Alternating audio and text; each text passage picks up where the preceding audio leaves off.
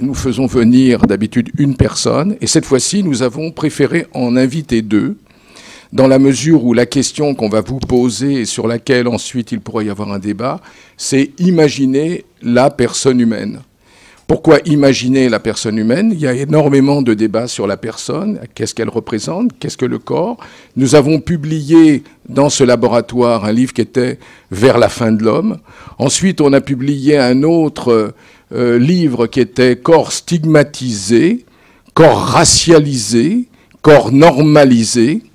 Et vous vous rendez bien compte que c'est dans la projection de tout cela qu'on s'est dit, mais nous avons un ami, Laurent Lantieri, c'est pas la première fois, on va l'inviter de nouveau pour qu'il nous présente comment justement il agit sur les corps. Et nous allons demander à un collègue qui est philosophe, qui travaille sur la philosophie du corps et qui travaille beaucoup sur les éléments prothétiques, vous allez voir un tout petit peu, comment le corps peut s'imaginer peut-être même autrement, en se posant, bien entendu, la question de la représentation que nous avons de la personne qui est derrière ce corps ou qui est à l'intérieur de ce corps et de la dignité intrinsèque de toutes ces formes de vie qui, quelquefois, ne s'appellent pas obligatoirement personne quand on les rencontre. Du moins, comme on les voit, on peut les appeler les stigmatisants, voire d'handicapés, alors quelquefois, elles ont plus de potentialité quelquefois que nous-mêmes. Nous allons voir tout cela. Donc la question, c'est sur la personne humaine. Et c'est pour ça que je suis très heureux de recevoir deux personnalités qui vont nous permettre, là, justement, de bien réfléchir. Merci beaucoup.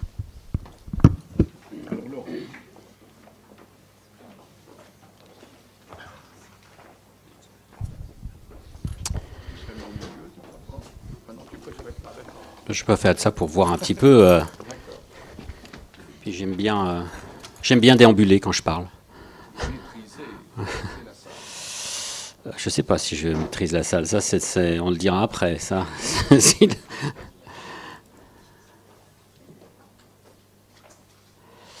Alors, merci de m'avoir invité à présenter un petit peu, je ne dirais pas ma vision de l'éthique, mais comment je me suis retrouvé plongé dans l'éthique et à faire de l'éthique comme M. Jourdain, c'est de la prose, hein, sans trop le savoir.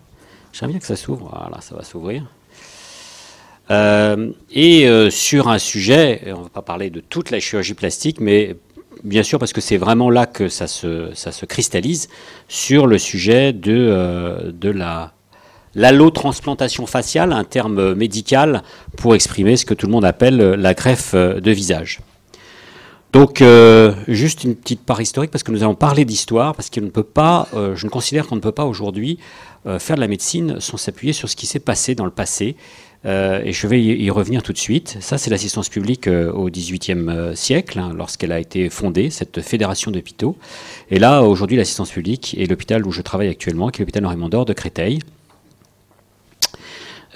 qui fait partie donc de ce grand centre hospitalier parisien, qu'est l'assistance publique des hôpitaux de Paris.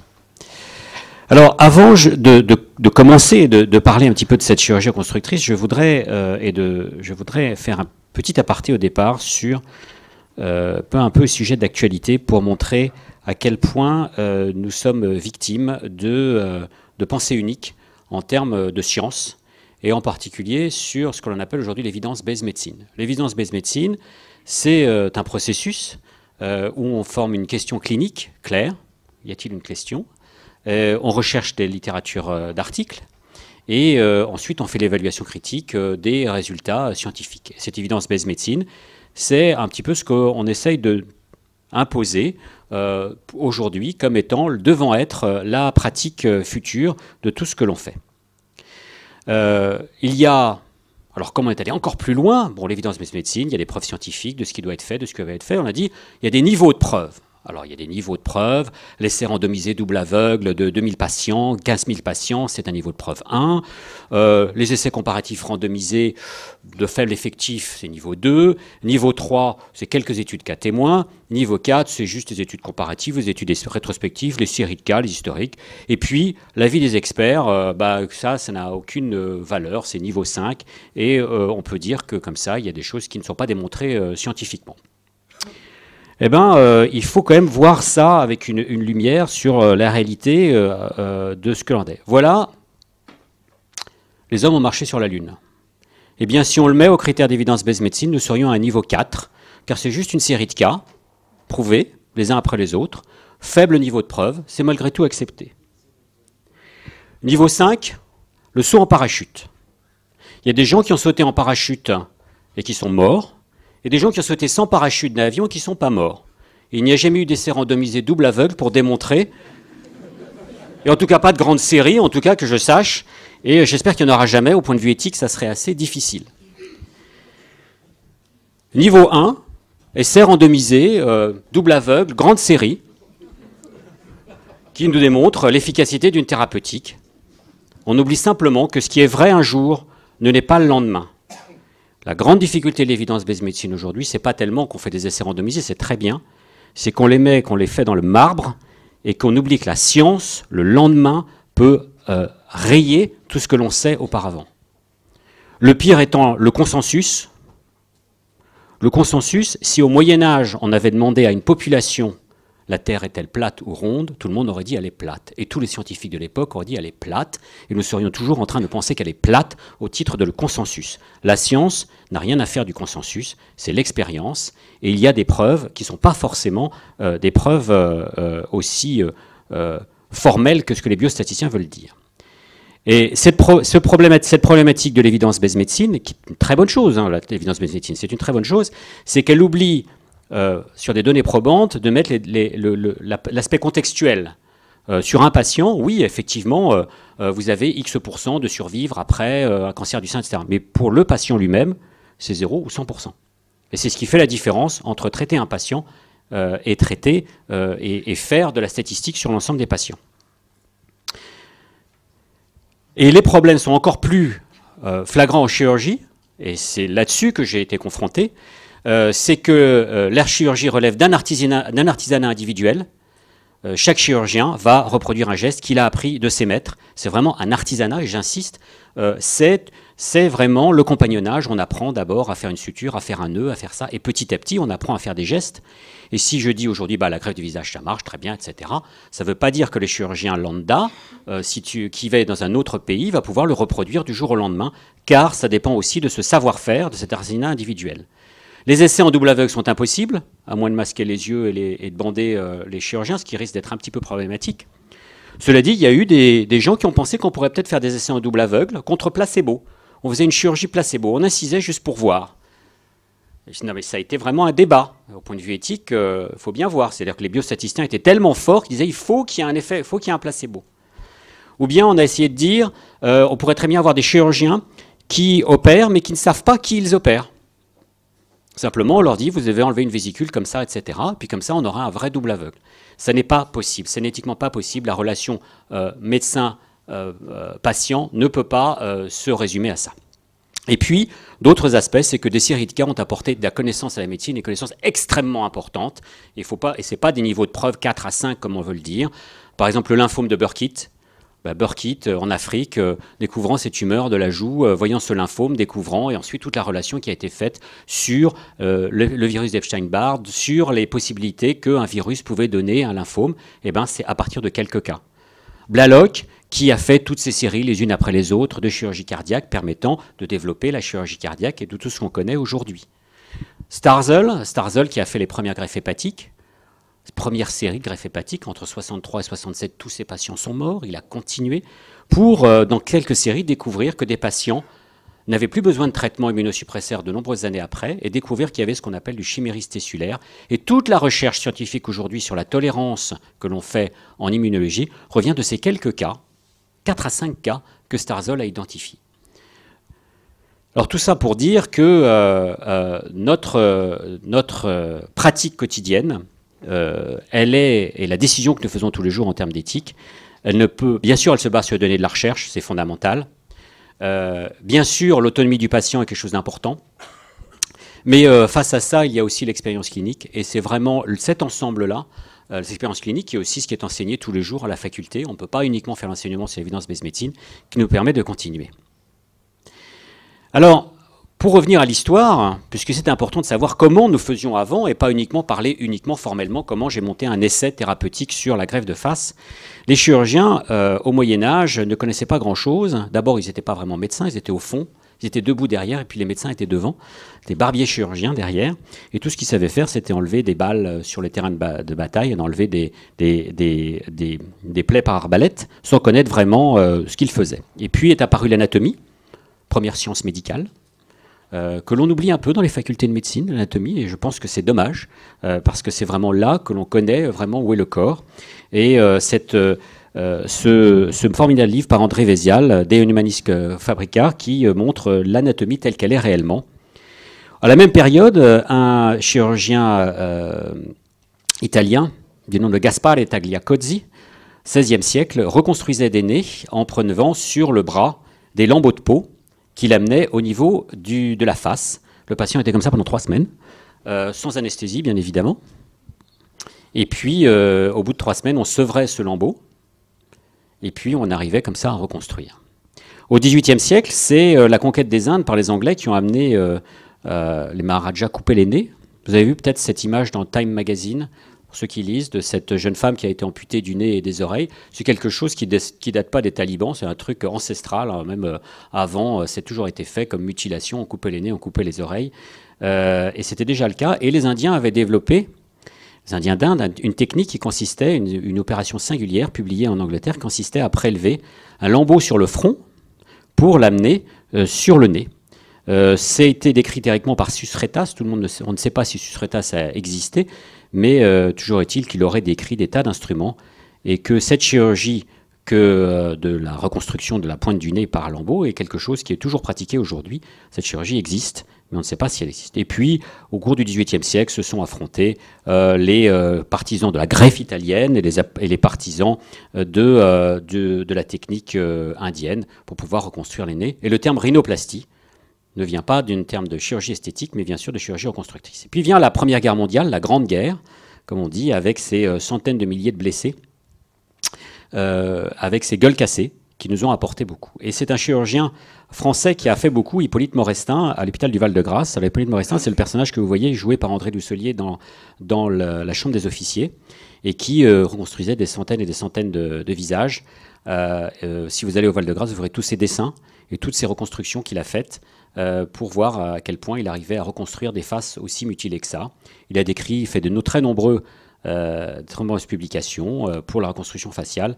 Malheureusement, il est mort de la grippe espagnole. Comme quoi, la confrontation des actualités sont toujours présentes. Et son travaux ont été repris par Harold Gillis, qui, lui, a développé une technique originale en essayant de développer, par rapport aux techniques de Tagliacozzi, des systèmes où on faisait un lambeau migrateur. Au lieu de porter d'emblée comme ceci, on prélevait sur le thorax un lambeau de peau qu'on amenait sur le bras, puis qu'ensuite qu'on amenait sur la face, et pour essayer de reconstruire les nez. Tout ceci a été fait sans qu'on vous parle d'essais randomisés, double aveugle. C'est une expérience progressive des chirurgiens, les uns après les autres. C'est ce savoir-faire, c'est cet artisanat qui a fait progresser la chirurgie reconstructrice. La Deuxième Guerre mondiale, c'est surtout les greffes de peau. Ce sont les brûlés de la RAF, qui avaient les faces et les mains brûlées. Et ces travaux ont été faits surtout par Archibald McIndoe, qui a beaucoup travaillé sur les greffes de peau. Et il y a eu derrière énormément de travaux immunologiques qui ont été faits sur l'immunologie de la greffe. Joseph Murray, qui a eu le prix Nobel en 1990 pour ses travaux sur l'immunologie, qui a fait la première greffe rénale entre deux frères jumeaux, démontrant que le problème était avant tout immunologique, était d'abord chirurgien plasticien et avait travaillé à la fin de la Deuxième Guerre mondiale sur des greffes de peau avec McIndoe. On voit ici sur cet hôpital de l'arrière une reconstruction par des greffes et une reconstruction par lambeaux. La chirurgie a évolué par la suite. Et dans les années 60, un Français, Paul Tessier, a fait évoluer cette chirurgie faciale en faisant de la chirurgie crânio-faciale. Le principe était d'ouvrir le crâne et puis d'essayer de casser les os du crâne pour essayer de les rassembler. Et ici, c'est ce qu'on appelle un hypertolorisme. Les orbites sont trop éloignées et par voie endocrânienne, ça lui permet de déplacer l'os. Et son grand principe, c'était pourquoi pas. L'innovation, pourquoi ne pas le faire. Et voilà les résultats qu'il obtenait. Dans les années 60, il n'y a pas de scanner, la réanimation était ce qu'elle était, etc. Ça n'est que de la chirurgie esthétique. Ces patients peuvent très bien vivre comme ça. Et un certain nombre de ces patients sont morts de cette chirurgie.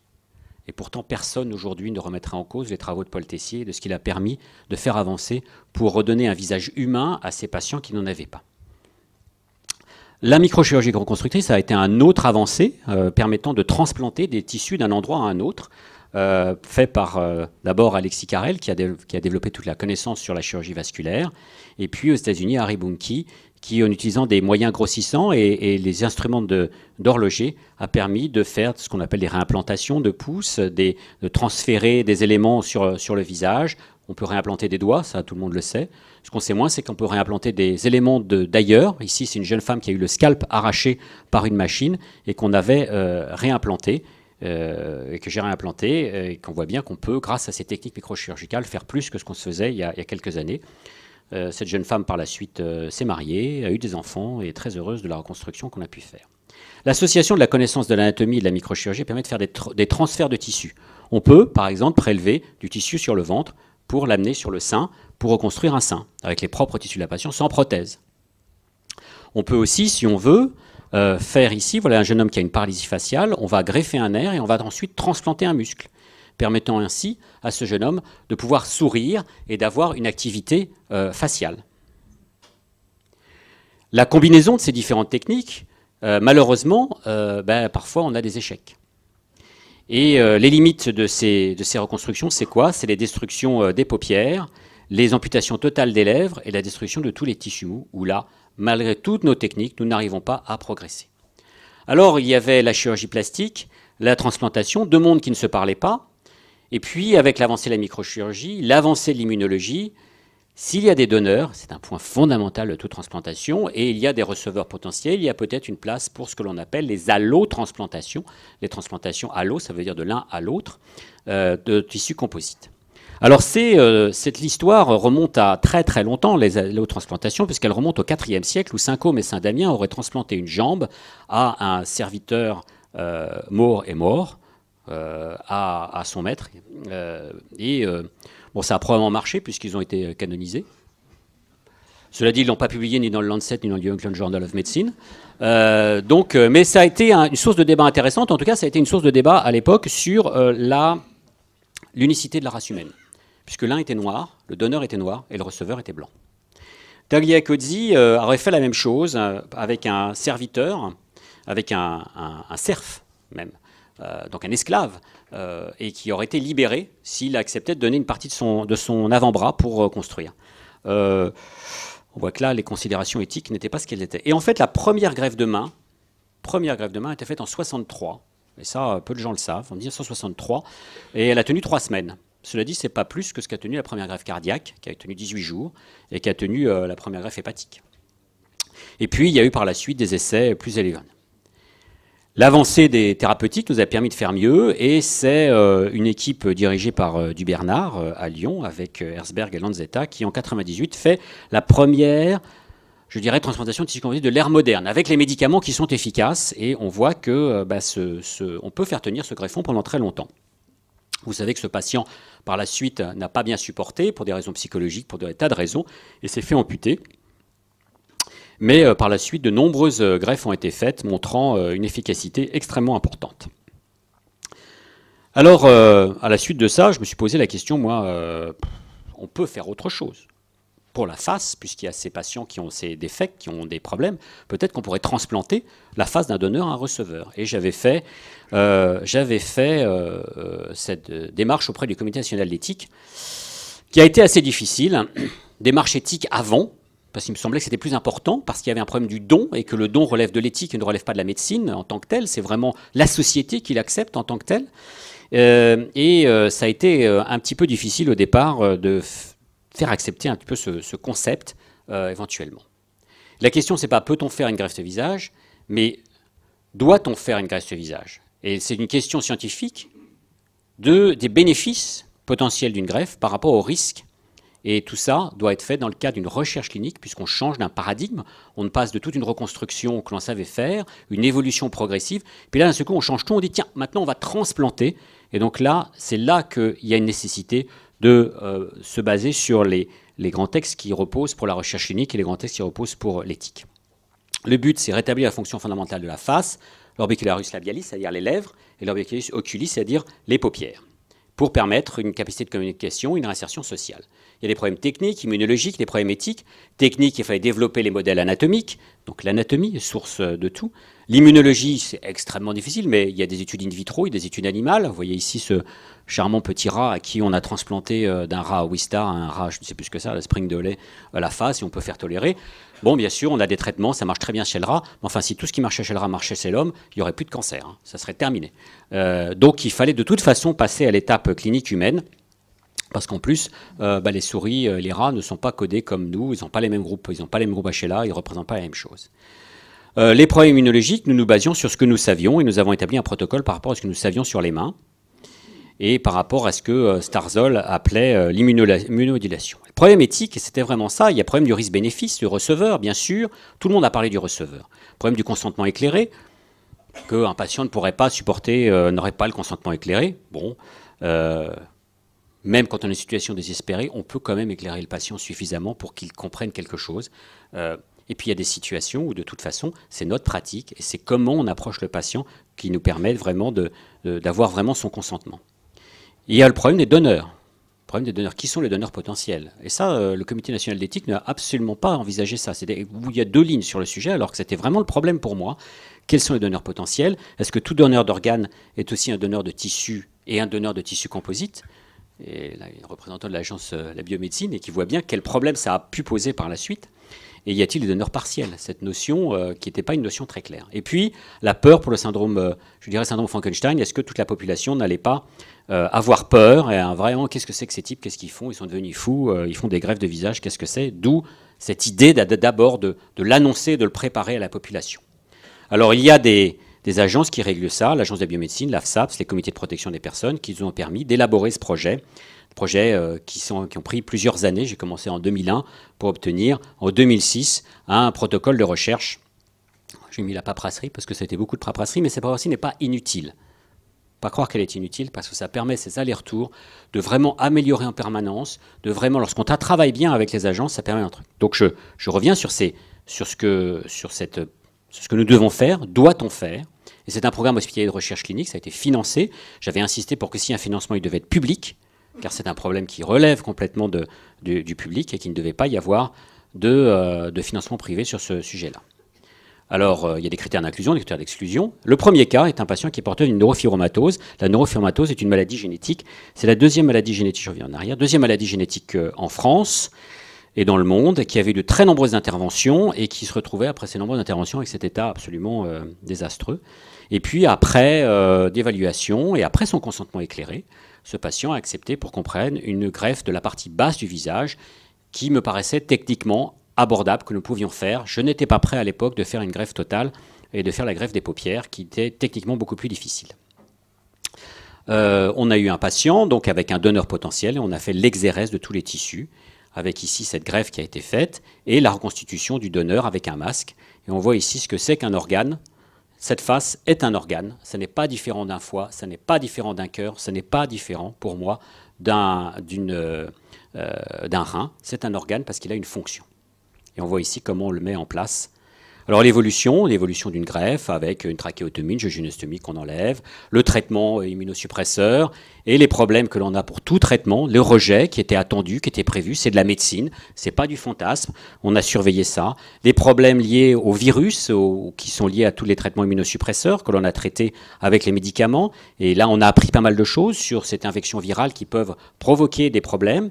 Et on a mis en place d'autres traitements et on a modifié au fur et à mesure de ce protocole les traitements que nous avions mis en place. Ce n'est pas un protocole rigide, il faut pouvoir s'adapter.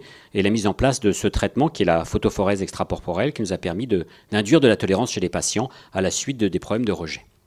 Ce patient, à 6 mois, a commencé à bouger. On a remplacé ses dents qui posaient un problème. Et puis, on voit le traitement immunosuppresseur. Tout le monde disait, eh bien, le résultat à 1 an de ce patient. Et tout le monde disait, le traitement immunosuppresseur sera trop sévère. Le patient devra prendre des médicaments de manière trop importante. Or, on voit bien qu'au début, bien sûr, il en faut beaucoup. Et puis, petit à petit, on arrive à baisser. Et aujourd'hui, ce patient, je dînais avec lui la semaine dernière, il a 3 comprimés à prendre avant. Là, vous le voyez, avant Noël 2006, avant sa greffe, il y a cette petite fille qui dit, on n'a pas le son, qui dit « Regarde maman, regarde le monsieur ». Et on le voit là sur les rues devant les magasins de Noël, et à quel point c'était difficile. Là, il dit, bon, aujourd'hui, c'est comme d'habitude, les gens me regardent, c'est un peu difficile, etc. Et il parle à sa sœur, et sa sœur dit, non, aujourd'hui, c'est beaucoup plus sympa que les autres jours, parce qu'on est à la veille de Noël, et les gens sont sympas. Ce qui prouve à quel point c'était difficile. Et là, c'est décembre 2007, donc c'est pratiquement un an après sa greffe. C'est le même homme, au même endroit. Et là, personne ne le regarde. Il est au même endroit, il peut aller dans la rue, il est anonyme dans la foule. Alors ça, c'est des belles images. Bon, c'est des images qui sont des réalités, malgré tout. C'est quand même, ça prouve que ce patient est capable de partir dans la rue. Mais est-ce qu'il réellement, il peut s'intégrer socialement? Et ça a été l'étape d'après, c'est de savoir si ce patient arrivait à travailler. Eh bien oui, il travaille. C'est quelqu'un qui n'a jamais pu travailler. Chaque fois qu'il avait une interview, on disait on vous écrira, et puis évidemment personne ne lui écrivait parce que c'était trop horrible. Là vous le voyez, en vidéo c'est déjà pénible, mais quand vous l'aviez en face, c'était difficilement supportable. Là aujourd'hui, évidemment il n'est pas beau, ça c'est clair, mais il est parfaitement intégré dans la société. Il a toujours un handicap, toujours un problème. Il a parfaitement intégré son nouveau visage. 15 jours après, il rêvait de lui avec son nouveau visage. Donc tout ce qui a été dit sur le vivre avec le visage d'un autre, tout ça, c'est de la foutaise complète. C'est vraiment, ça c'est de la pensée unique. Vraiment, l'expérience nous montre que ce patient, comme les autres, assimile parfaitement leur nouveau visage. Et vous voyez comment il s'exprime.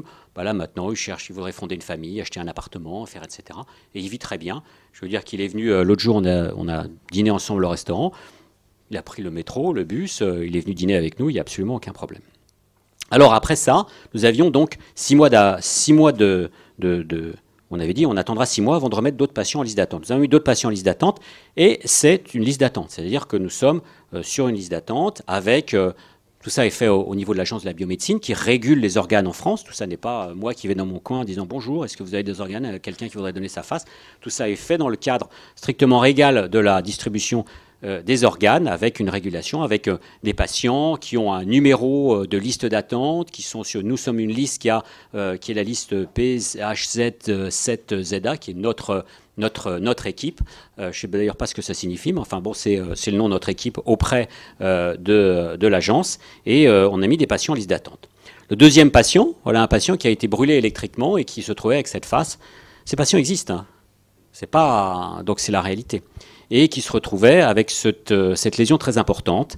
Et on a longuement réfléchi pour éventuellement le mettre sur liste d'attente. Et on l'avait mis sur liste d'attente. On avait pensé éventuellement lui greffer le bras en même temps, mais il y avait des lésions du nerf qui allaient tellement haut que ce bras n'aurait jamais été fonctionnel. Malheureusement, le problème, et c'est une des choses qu'on a découvertes, c'est qu'il avait des anticorps qui étaient déjà là à la suite de ces brûlures et que donc il n'a jamais pu recevoir de greffe.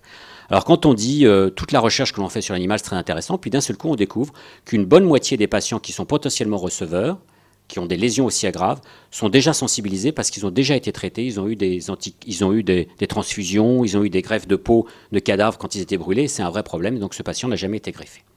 Un autre patient qui avait eu un traumatisme balistique, avec une belle reconstruction, sauf que, le résultat pareil, sauf que d'un point de vue fonctionnel, ce patient, il n'avait plus de lèvres fonctionnelles, et donc n'arrivait pas à manger. Dès qu'il mangeait, il s'étouffait, donc il avait une petite sonde pour s'alimenter, et puis il ne pouvait pas respirer dès qu'il s'étouffait, donc il fallait qu'il avale, il fallait qu'il ait une trachéotomie en permanence.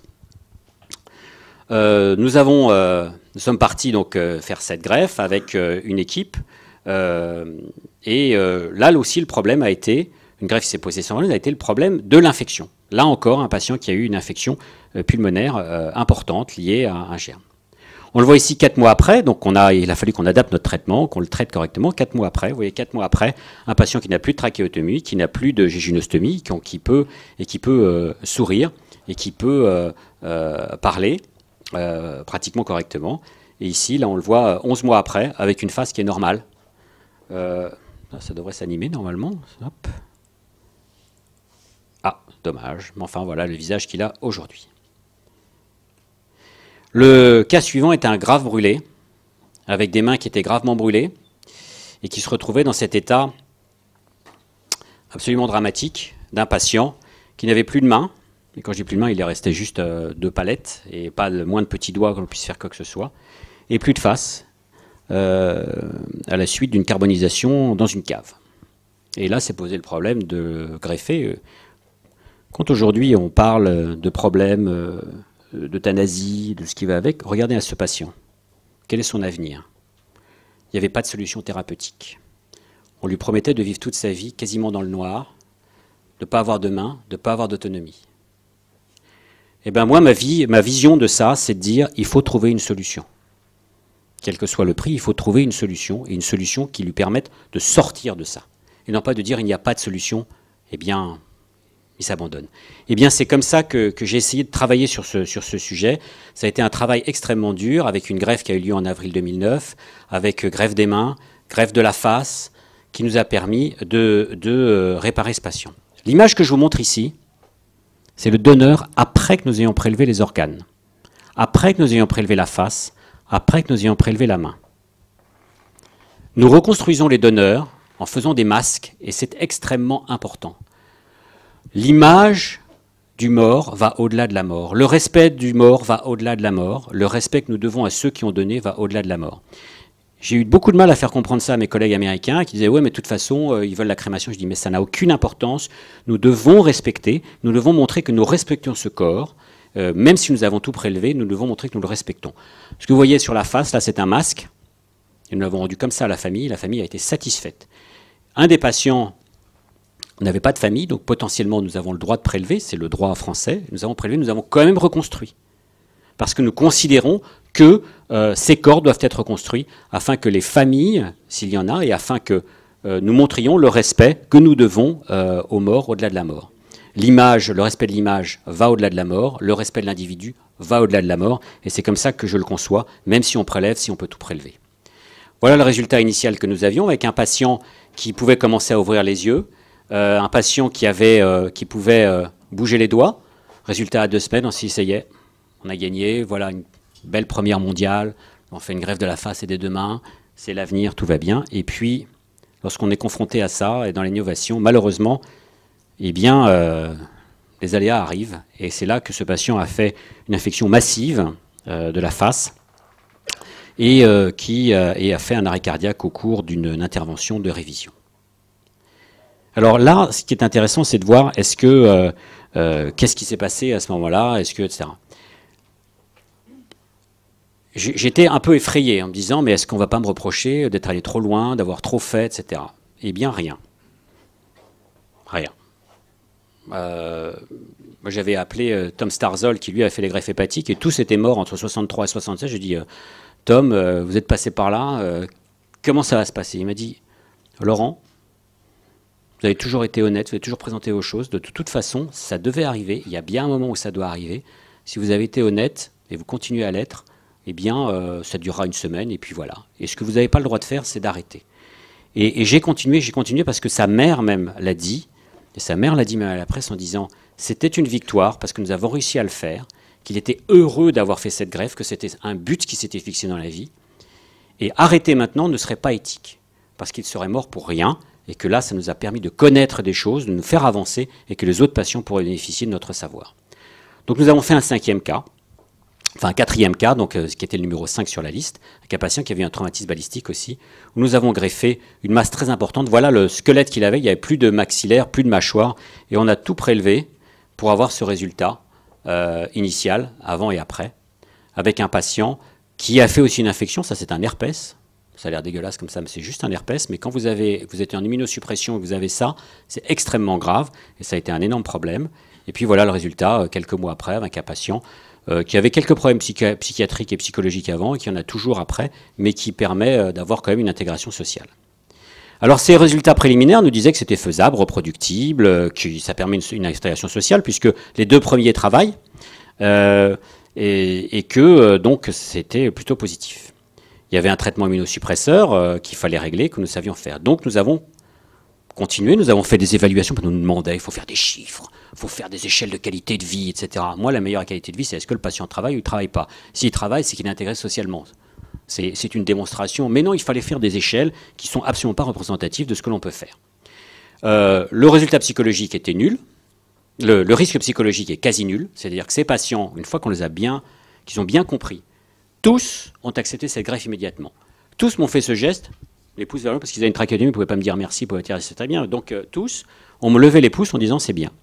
Il y a un risque immunologique, mais qui est parfaitement contrôlable. Et puis, ce que nous n'avions pas du tout évalué, c'est l'intérêt de cette recherche, c'est de voir quels sont les risques. Les vrais risques sont infectieux. Tous ces patients ont fait des infections qui étaient potentiellement mortelles. Alors, nous avons réussi à obtenir une extension de ce protocole pour développer d'autres éléments, en particulier sur les brûlés qui nous a posé des problèmes, et puis sur le problème des voies lacrymales. D'autres patients ont été mis en liste d'attente, et entre autres ce patient qui est un patient qui avait une neurofibromatose là aussi, et dont toute la partie haute du visage était envahie. Et ce que nous avons fait à ce moment-là, c'est de prélever l'ensemble. Ce que vous voyez ici, l'image de droite, c'est bien montrer que nous avons pris le releveur, c'est-à-dire les muscles qui permettent de bouger les paupières. Et ça, c'est un point important. Voilà le patient avant, voilà la greffe, ce que l'on enlève et ce que l'on met. Les paupières, ce que l'on prend avec les voies lacrymales. On répare les différents éléments, ça c'était une technique. Voilà la restauration du donneur alors qu'on a tout prélevé. Et vous voyez qu'on peut le rendre à la famille. Et puis chaque fois je me préoccupe, mais bon, qu'est-ce que la famille a dit, parce que je savais pas trop. Et là, les coordinateurs de prélèvement où on avait fait ce prélèvement, qui était en dehors de Paris, m'ont dit la famille a dit vous lui avez fait un beau visage. C'est très satisfaisant, ce qui prouve que lui avait fait un visage reposant. Et donc le patient, 5 semaines après, a pu sortir. Donc ce qui était tout à fait remarquable, et puis prendre le train, aller dans sa campagne, voir sa famille. Et donc il est parti avec sa mère. Ce qui est plus intéressant, c'est qu'il est revenu tout seul. C'est-à-dire que sa mère l'a déposé au train, il a pris le train, il est rentré jusqu'à Paris, où quelqu'un était venu le chercher, bien sûr, mais déjà à 5 semaines, il assumait complètement son nouveau visage. Et puis ces résultats préliminaires nous permettent de voir que techniquement, eh bien, maintenant, on a des équipes qui sont rodées, qui permettent de le refaire, reproductible, et ça c'est important. Et je mettrai ça un petit peu sur la manière dont nous avons abordé ça, plus, non pas, bon, c'est un essai bien sûr, mais quand les gens me disent mais qu'est-ce qu'il faut qu'on lise, etc., pour comprendre ce qu'il faut faire, il faut lire ce livre. Ce livre, c'est le livre de Gene Grants. Gene Grants, c'est celui qui dirigeait le programme Apollo à Houston, celui qui disait, quand on dit Houston, on a un problème, c'est lui qui était en bas et qui disait ce qu'il faut faire et on va faire. Avec cette grande phrase, failure is not an option. Et on voit dans ce livre comment, progressivement, couche après couche, il a essayé d'améliorer. Lui aussi a eu un accident majeur, puisque Apollo 1, ils sont tous morts, ils étaient en oxygène pur, ils sont tous carbonisés en 15 secondes. Et là, il a dit, mais on ne peut pas continuer, il faut revoir toutes les procédures. C'est ce que j'ai fait au moment où on a eu notre accident. Revoir toutes les procédures pour progresser progressivement sur cette thérapeutique. Voilà, je vous remercie. Alors, est-ce qu'on a réussi à... J'avais juste une vidéo que je voulais vous montrer. Voilà une jeune fille qui dit « Mon nom est Jacqueline Saburido. C'est moi avant que j'ai eu un accident. J'étais une jeune fille au collège. J'avais une vie devant moi. J'ai été heurté par un chauffard qui était ivre. J'ai eu 45 interventions. Voilà ma vie telle qu'elle devait être. Et voilà ma vie aujourd'hui telle qu'elle est. » Et puis la conclusion, c'est « Ne buvez pas en conduisant ». Bon. Ça a été une grande campagne aux États-Unis pour bien montrer que ces patients-là existent, même s'ils sont rares, et que potentiellement, face à ce genre de situation, faire de l'essai randomisé double aveugle, etc., est tout à fait impossible. On est face à une situation éthique d'une jeune femme qui n'a... Bon, maintenant, on a réussi à les faire plus ou moins des doigts, mais qui n'a pas de face, qui vit enfermée avec cette ersatz de visage, et pour lequel il faut trouver une solution et trouver la manière la plus éthique possible. Je vous remercie.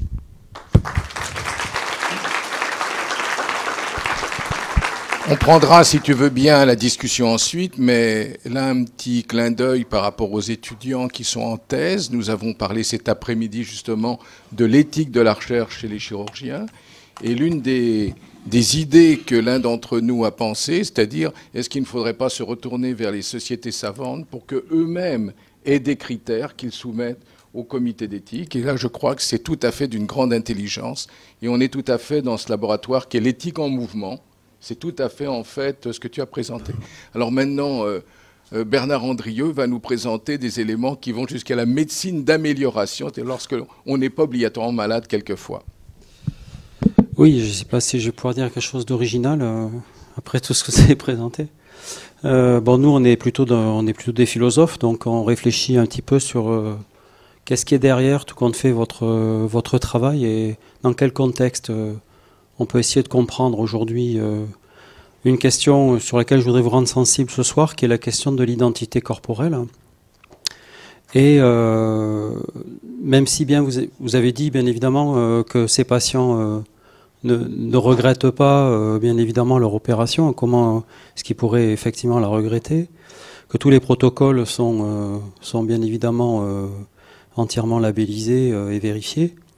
Mais nous, en philosophie, on a un vieux problème qui est la question de l'identité, c'est-à-dire qui on est véritablement à partir du moment où on vient modifier notre corps naturel, notre premier corps, hein, donc en l'occurrence à travers une greffe, à travers un tissu. Et est-ce que véritablement on change de moi? Est-ce qu'on change d'identité ou est-ce qu'on reste le même à travers justement ces opérations? Alors, il y a beaucoup de thèses qui s'opposent aujourd'hui dans le débat, qui n'est pas simplement effectivement la question éthique, mais aussi l'arrière-plan, c'est-à-dire quelle définition, tout compte fait, je vais donner de la personne humaine. Et en fait, on est dans un contexte qu'on appelle aujourd'hui la philosophie du corps, qui apparaît aujourd'hui en France, on va dire depuis 4-5 ans, mais qui est extrêmement développé aux États-Unis, à travers la question, en anglais on appelle ça l'embodiment, c'est-à-dire la question de l'incorporation. Qu'est-ce qui se passe à partir du moment où j'incorpore, grâce à un processus technique, quelque chose qui vient modifier, tout compte fait fondamentalement, mon schéma corporel, mon image du corps, la perception que les autres, on l'a vu très bien dans la vidéo de Noël, la perception que les autres ont de nous-mêmes. Et donc, voilà, qu'est-ce qui se passe à ce moment-là? Eh bien là, on est dans un contexte assez nouveau.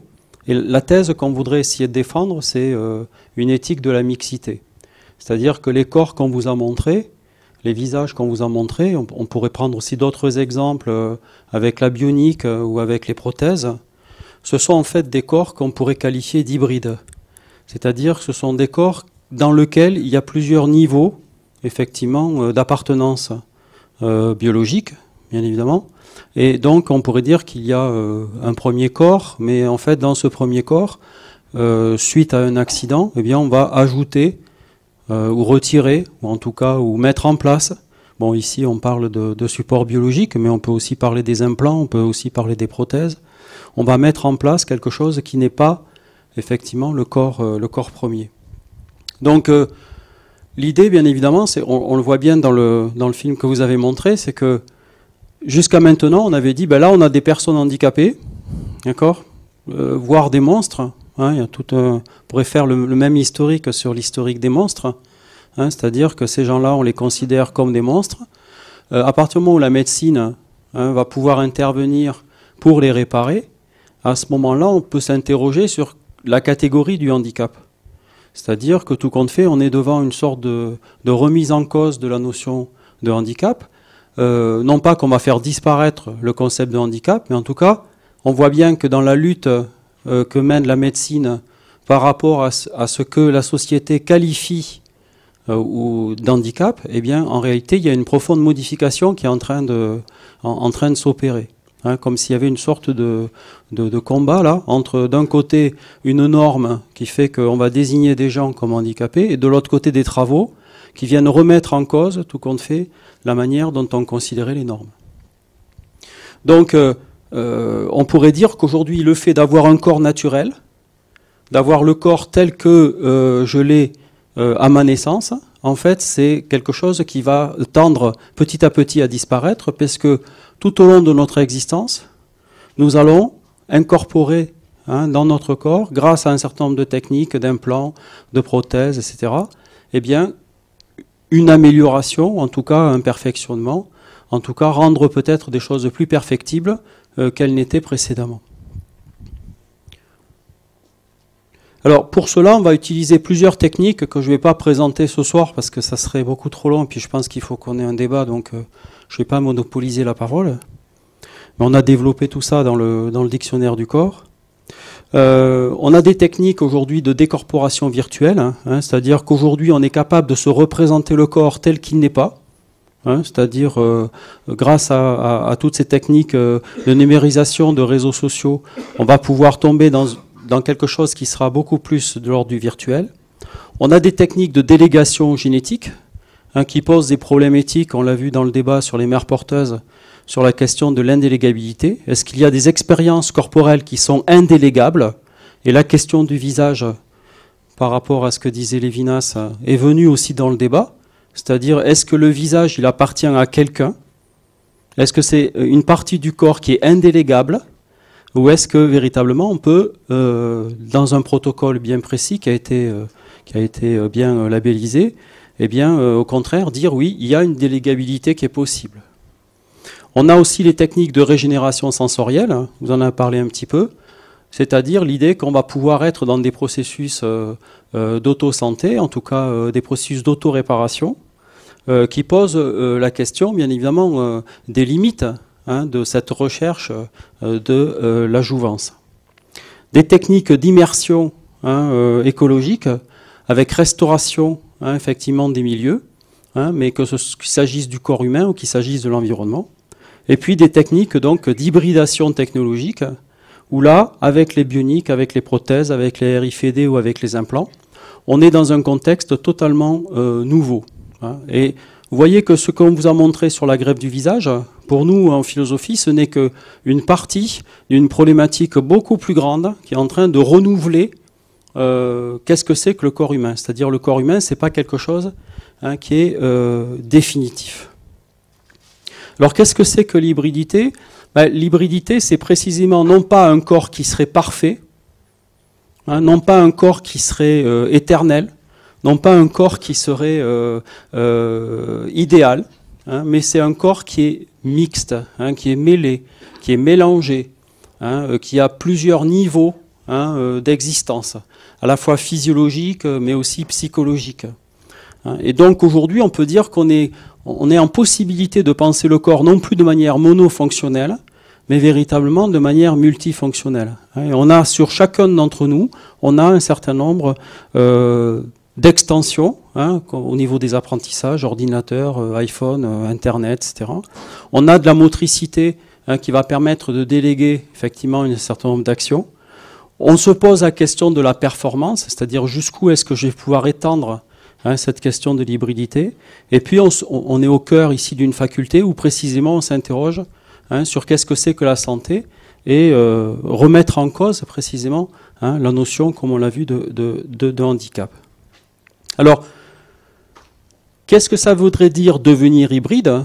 Devenir hybride, ça voudrait dire précisément qu'en réalité, nous avons, à travers la question de la greffe du visage, nous sommes dans un contexte dans lequel les hybridations sont visibles sur notre corps, mais elles sont aussi dans notre corps, c'est-à-dire des implants, des OGM, des prothèses, des cyborgs, des transgenèses, des cellules souches, des clonages, des produits chimiques, la pollution, etc.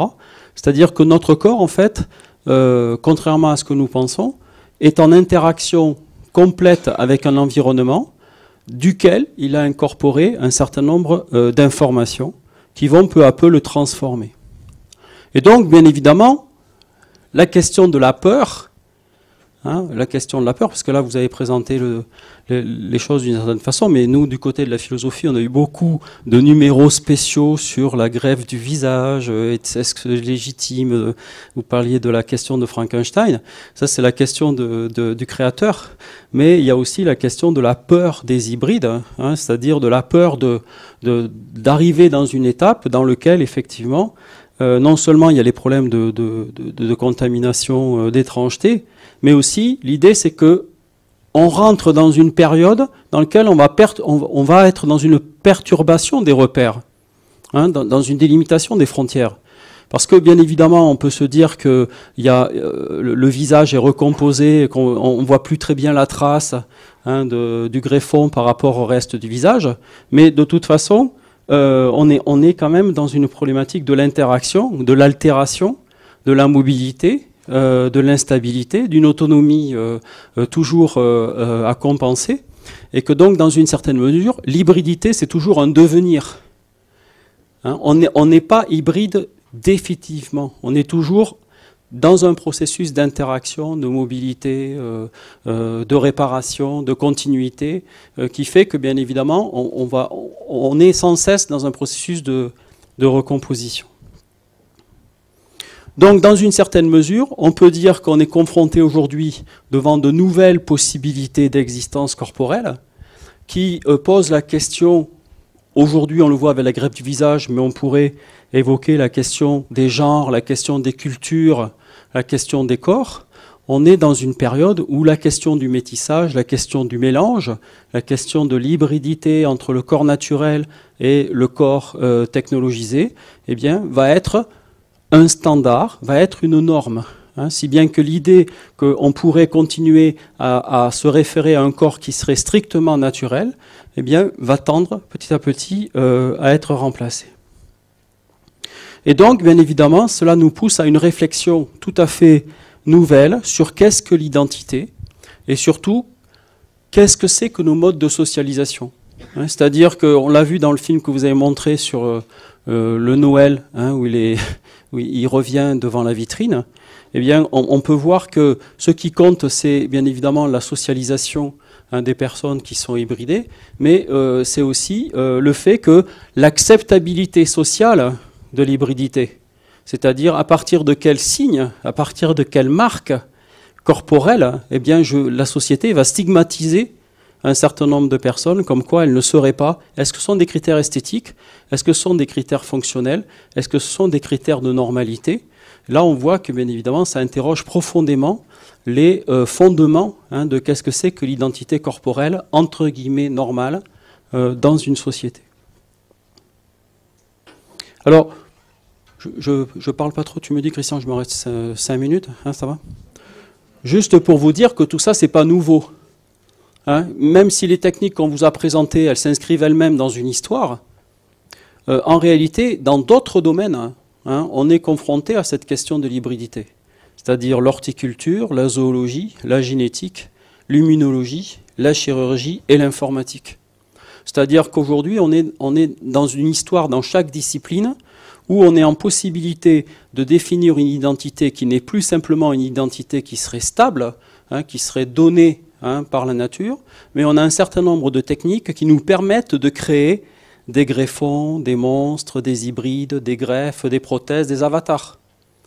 Et que donc on est bien dans ce contexte-là, dans lequel ce qui se passe pour la greffe du visage, on pourrait aussi, même s'il faut bien séparer les disciplines, c'est pour ça que j'ai mis des couleurs différentes, parce qu'épistémologiquement, ce n'est pas les mêmes enjeux, ce n'est pas les mêmes histoires, mais en tout cas, ce qui fait point commun, c'est qu'en réalité, on a bien affaire à un mouvement global qui nous permet de comprendre la nouvelle identité de l'homme. Alors, juste pour terminer, pour vous dire qu'on est devant, bien évidemment, 4 problèmes qui nous font aujourd'hui réflexion dans la philosophie du corps. Le problème, c'est la modification. C'est-à-dire que jusqu'où est-ce qu'on peut modifier précisément un visage? Jusqu'où est-ce qu'on peut modifier un être humain? Est-ce qu'on ne va pas être accusé de post-humanisme, de transhumanisme, d'abandon, de déshumanisation? Ou est-ce qu'au contraire, on va être, comme l'a dit le professeur Lantieri, dans une réhumanisation? C'est-à-dire dans la capacité de faire revenir les êtres humains dans quelque chose qui serait non seulement acceptable du point de vue social, mais aussi du point de vue de l'identité. Et donc, bien évidemment, le terme le plus important pour nous en philosophie, c'est la question de la subjectivation.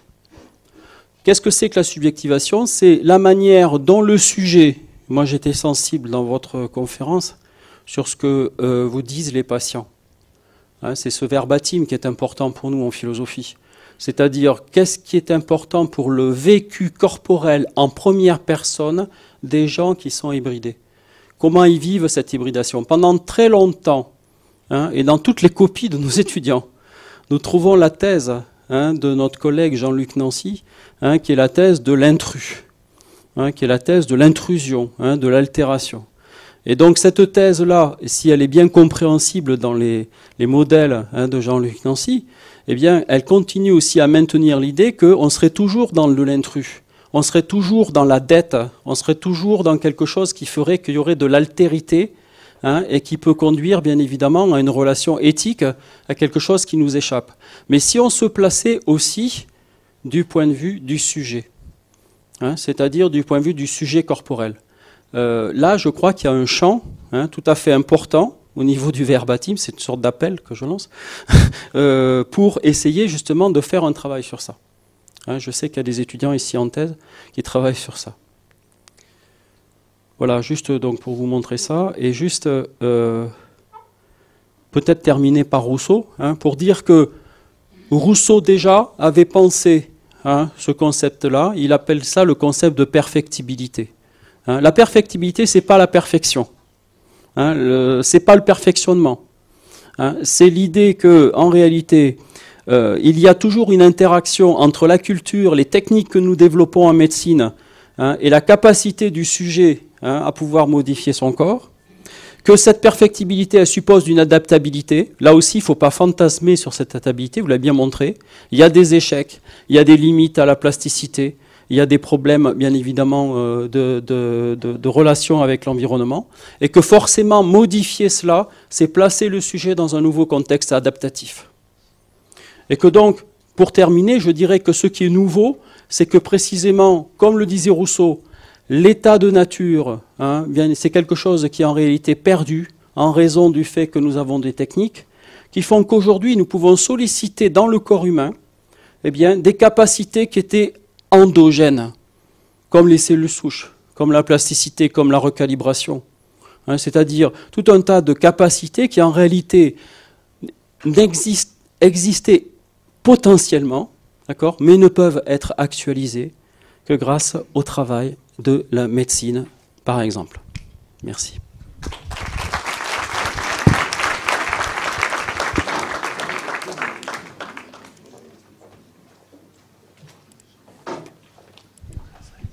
Bien sûr. Merci à nos deux conférenciers, Patrick. Enfin, si tu le veux bien. Je n'ai pas d'ordre à te donner. Vous vous rendez compte que ce discours, qui est un décentrement, un décentrage, en quelque sorte, on puise une nouvelle vision de l'homme et de son environnement et donc du concept de nature, à une portée que nous n'aborderons peut-être pas ici, mais qui est une portée métaphysique. Parce que ceci veut dire que l'homme est capable d'être co-créateur de sa personne. C'est une assise métaphysique forte et qui d'ailleurs peut être traduite dans un certain nombre de religions qui sont tout à fait capables de développer un tel concept. Donc on passera peut-être là-dessus parce que c'est pas l'objectif, comment dire, mais pour bien montrer comment nous sommes là. Alors la première question que je voudrais déjà, c'est est-ce que nos deux collègues qui ne se connaissaient pas, je crois avant, est-ce qu'ils ont éventuellement des questions à se poser l'un l'autre, des précisions, des combats? Nous sommes là éventuellement pour les séparer au cas où, mais ça m'étonnerait. Je ne crois pas qu'on ait de combat, puisque je crois que ce sont des visions qui sont de façon des visions complémentaires. Moi, je fais de la philosophie comme M. Jourdain fait de la prose. Je suis confronté à ce problème et c'est en élaborant ce projet progressivement que je me suis rendu compte qu'il y avait des vrais problèmes éthiques. Et en particulier, je me suis rendu compte de ce problème du don d'organes, et en particulier du don de la face, que ça pouvait représenter. Et je crois que justement sur cet aspect, ce que vous venez de dire était très intéressant, c'est que nous vivons avec une thèse dominante qui est que celui qui a reçu l'organe d'un autre est effectivement avec un intrus et qu'il doit remercier éventuellement celui qui lui a donné. Fort heureusement, la loi française fait que le don est anonyme et gratuit, et je pense qu'il faut continuer comme ça. Et en particulier parce que je pense que ceci est une mauvaise thèse. En particulier quand on voit le problème du visage, puisque le patient, là, c'est quand même quelque chose qui est visible, qui vient de quelque chose de visible. C'est pas uniquement le corps interne et l'organe où on n'a pas de. Quand vous êtes vivant, vous n'avez pas de. Vous avez conscience de vos organes externes, vous n'avez pas de conscience de vos organes internes. Quand vous êtes mort, vous n'avez pas de conscience par définition, mais votre famille a conscience de vos organes externes et toujours pas conscience de vos organes internes. Je crois qu'il faudrait changer un petit peu la nature de la relation par rapport à la greffe. C'est un peu l'illustration de ces problèmes de greffe de face et greffe de main, c'est-à-dire ce n'est pas au patient de remercier le donneur. Le patient doit remercier la médecine. Mais c'est à nous, médecins, de remercier la société, et bien sûr les donneurs, la société de nous permettre d'utiliser des éléments du corps humain comme outil thérapeutique pour réparer les autres. Et c'est une démarche qui est, à mon avis, complètement différente, d'éviter, qui est une démarche de société, et d'accepter que nous sommes une société et que tout le monde a accepté ce principe. Et je pense que donc le principe que nous avons en France du don anonyme et gratuit se base là-dessus. Et le fait même que nous ayons ce principe même que toute personne dans la société française est potentiellement donneur, sauf s'il a refusé de son vivant, se base sur ce principe-là. Je veux juste préciser que je ne voulais pas dire qu'il n'y avait pas de dette. Le sentiment de la dette en anthropologie, c'est quelque chose qui est absolument fondamental. Il y a une dette, effectivement. Le problème, c'est de centrer la relation, effectivement, du patient au donneur uniquement sur ce problème-là. Ce que nous examinons dans les verbatims, c'est que je travaille notamment avec les gens qui travaillent sur la prothèse maxillaire à Toulouse. On a fait une thèse là-dessus, sur ça, et on s'aperçoit du verbatim en fait, des patients qui viennent projeter ce discours sur l'intrus et qui, du coup, se posent des problèmes d'appropriation. C'est-à-dire, comment est-ce qu'on peut s'approprier quelque chose qui, de toute façon, ne serait pas le soi. Et donc, justement, l'hybridation, c'est une tentative pour dire qu'il ne s'agit pas de nier le fait qu'il y ait du 2, où il y a du 3, où il y a plusieurs niveaux qui nous permettent de rester dans l'existence, mais en tout cas, de ne pas non plus accentuer uniquement sur le problème de la dette symbolique. Voilà, c'est une précision par rapport à ça. Regardez l'actualité avec les propositions justement que l'anonymat soit revu dans certaines circonstances, et on sait que si elles sont revues dans ces circonstances-là, elles risqueraient d'être revues globalement. Là, il y a en effet toute une réflexion importante. Maintenant, vous avez la parole. Oui.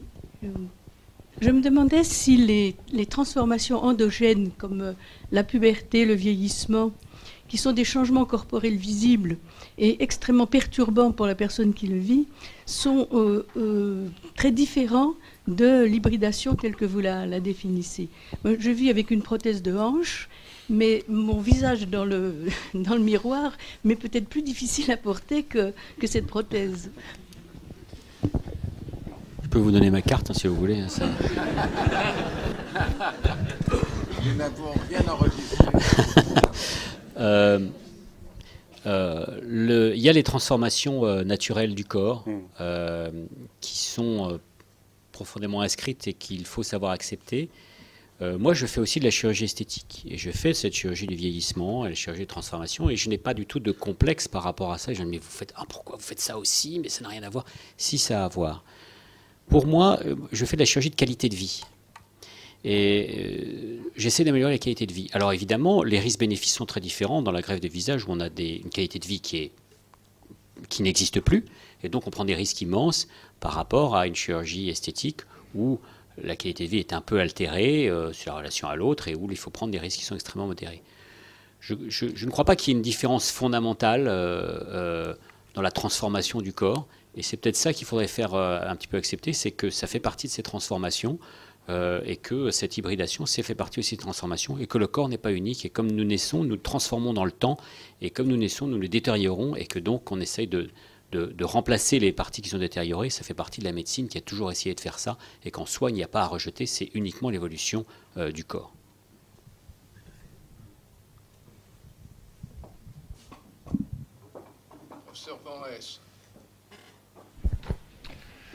Philippe Banès, oui.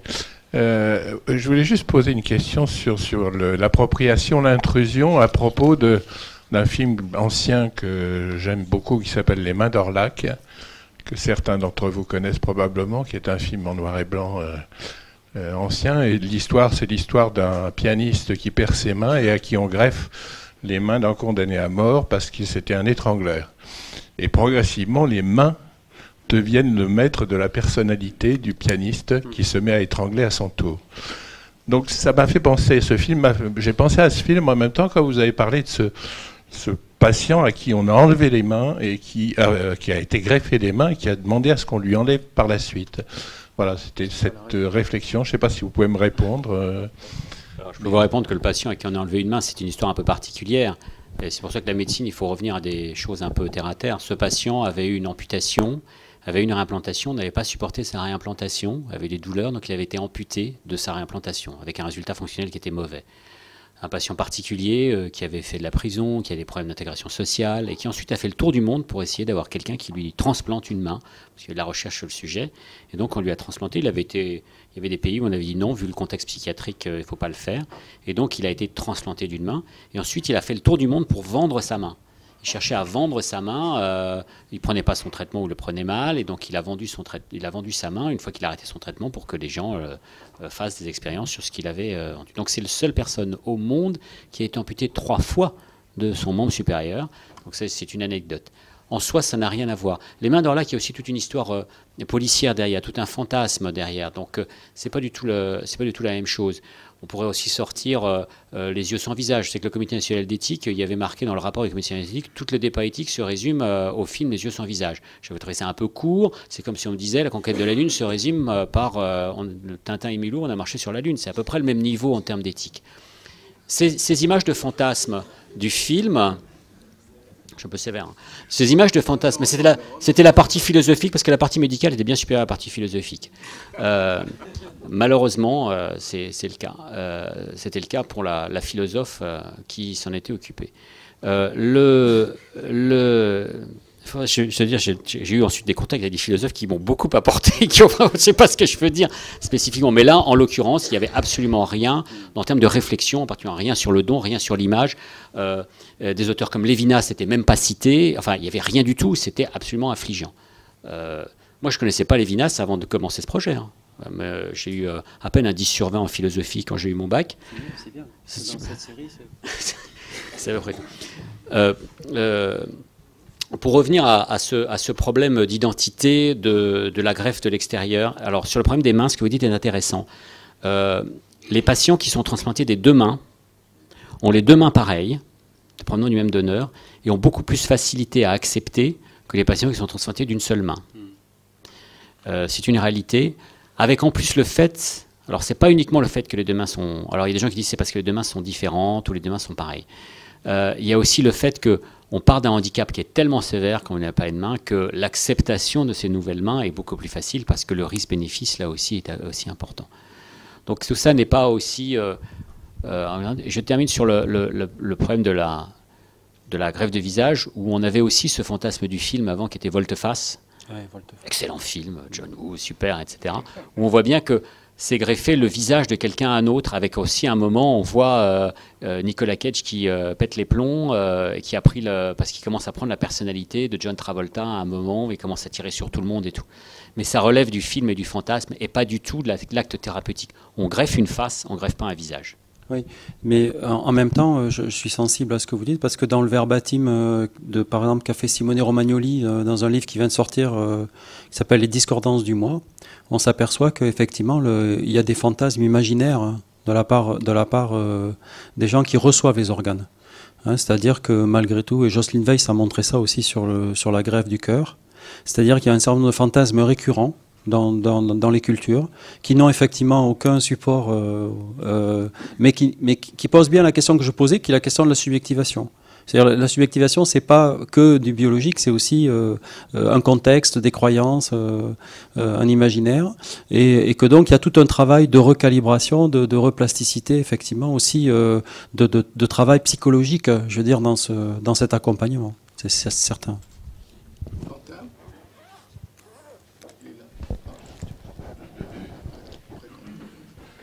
Oui, bonsoir, Michel Monsacré.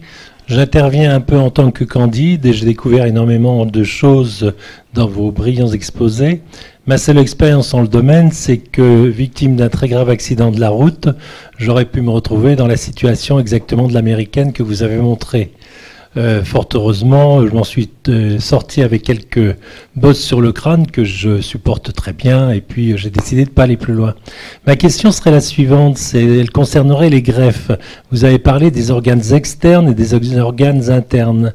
Autant il me semble que ça doit être facile de faire cadeau d'un rein, d'un foie pour une greffe, autant il me paraît que faire cadeau de son visage, une main peut-être moins, mais de son visage qui est la partie la plus intime de son corps, me semble très difficile à faire passer. Donc je pense que vous devez avoir rencontré d'énormes difficultés pour trouver des donneurs. J'avais assisté il y a plusieurs années à une conférence de M. Caviavé, je crois, qui était sénateur et qui s'occupait beaucoup de dons d'organes à l'époque. Je me souviens déjà qu'à l'époque, c'était une question, je ne dirais pas insoluble parce que je veux être positif, mais une question très difficile. Voilà, je vous remercie.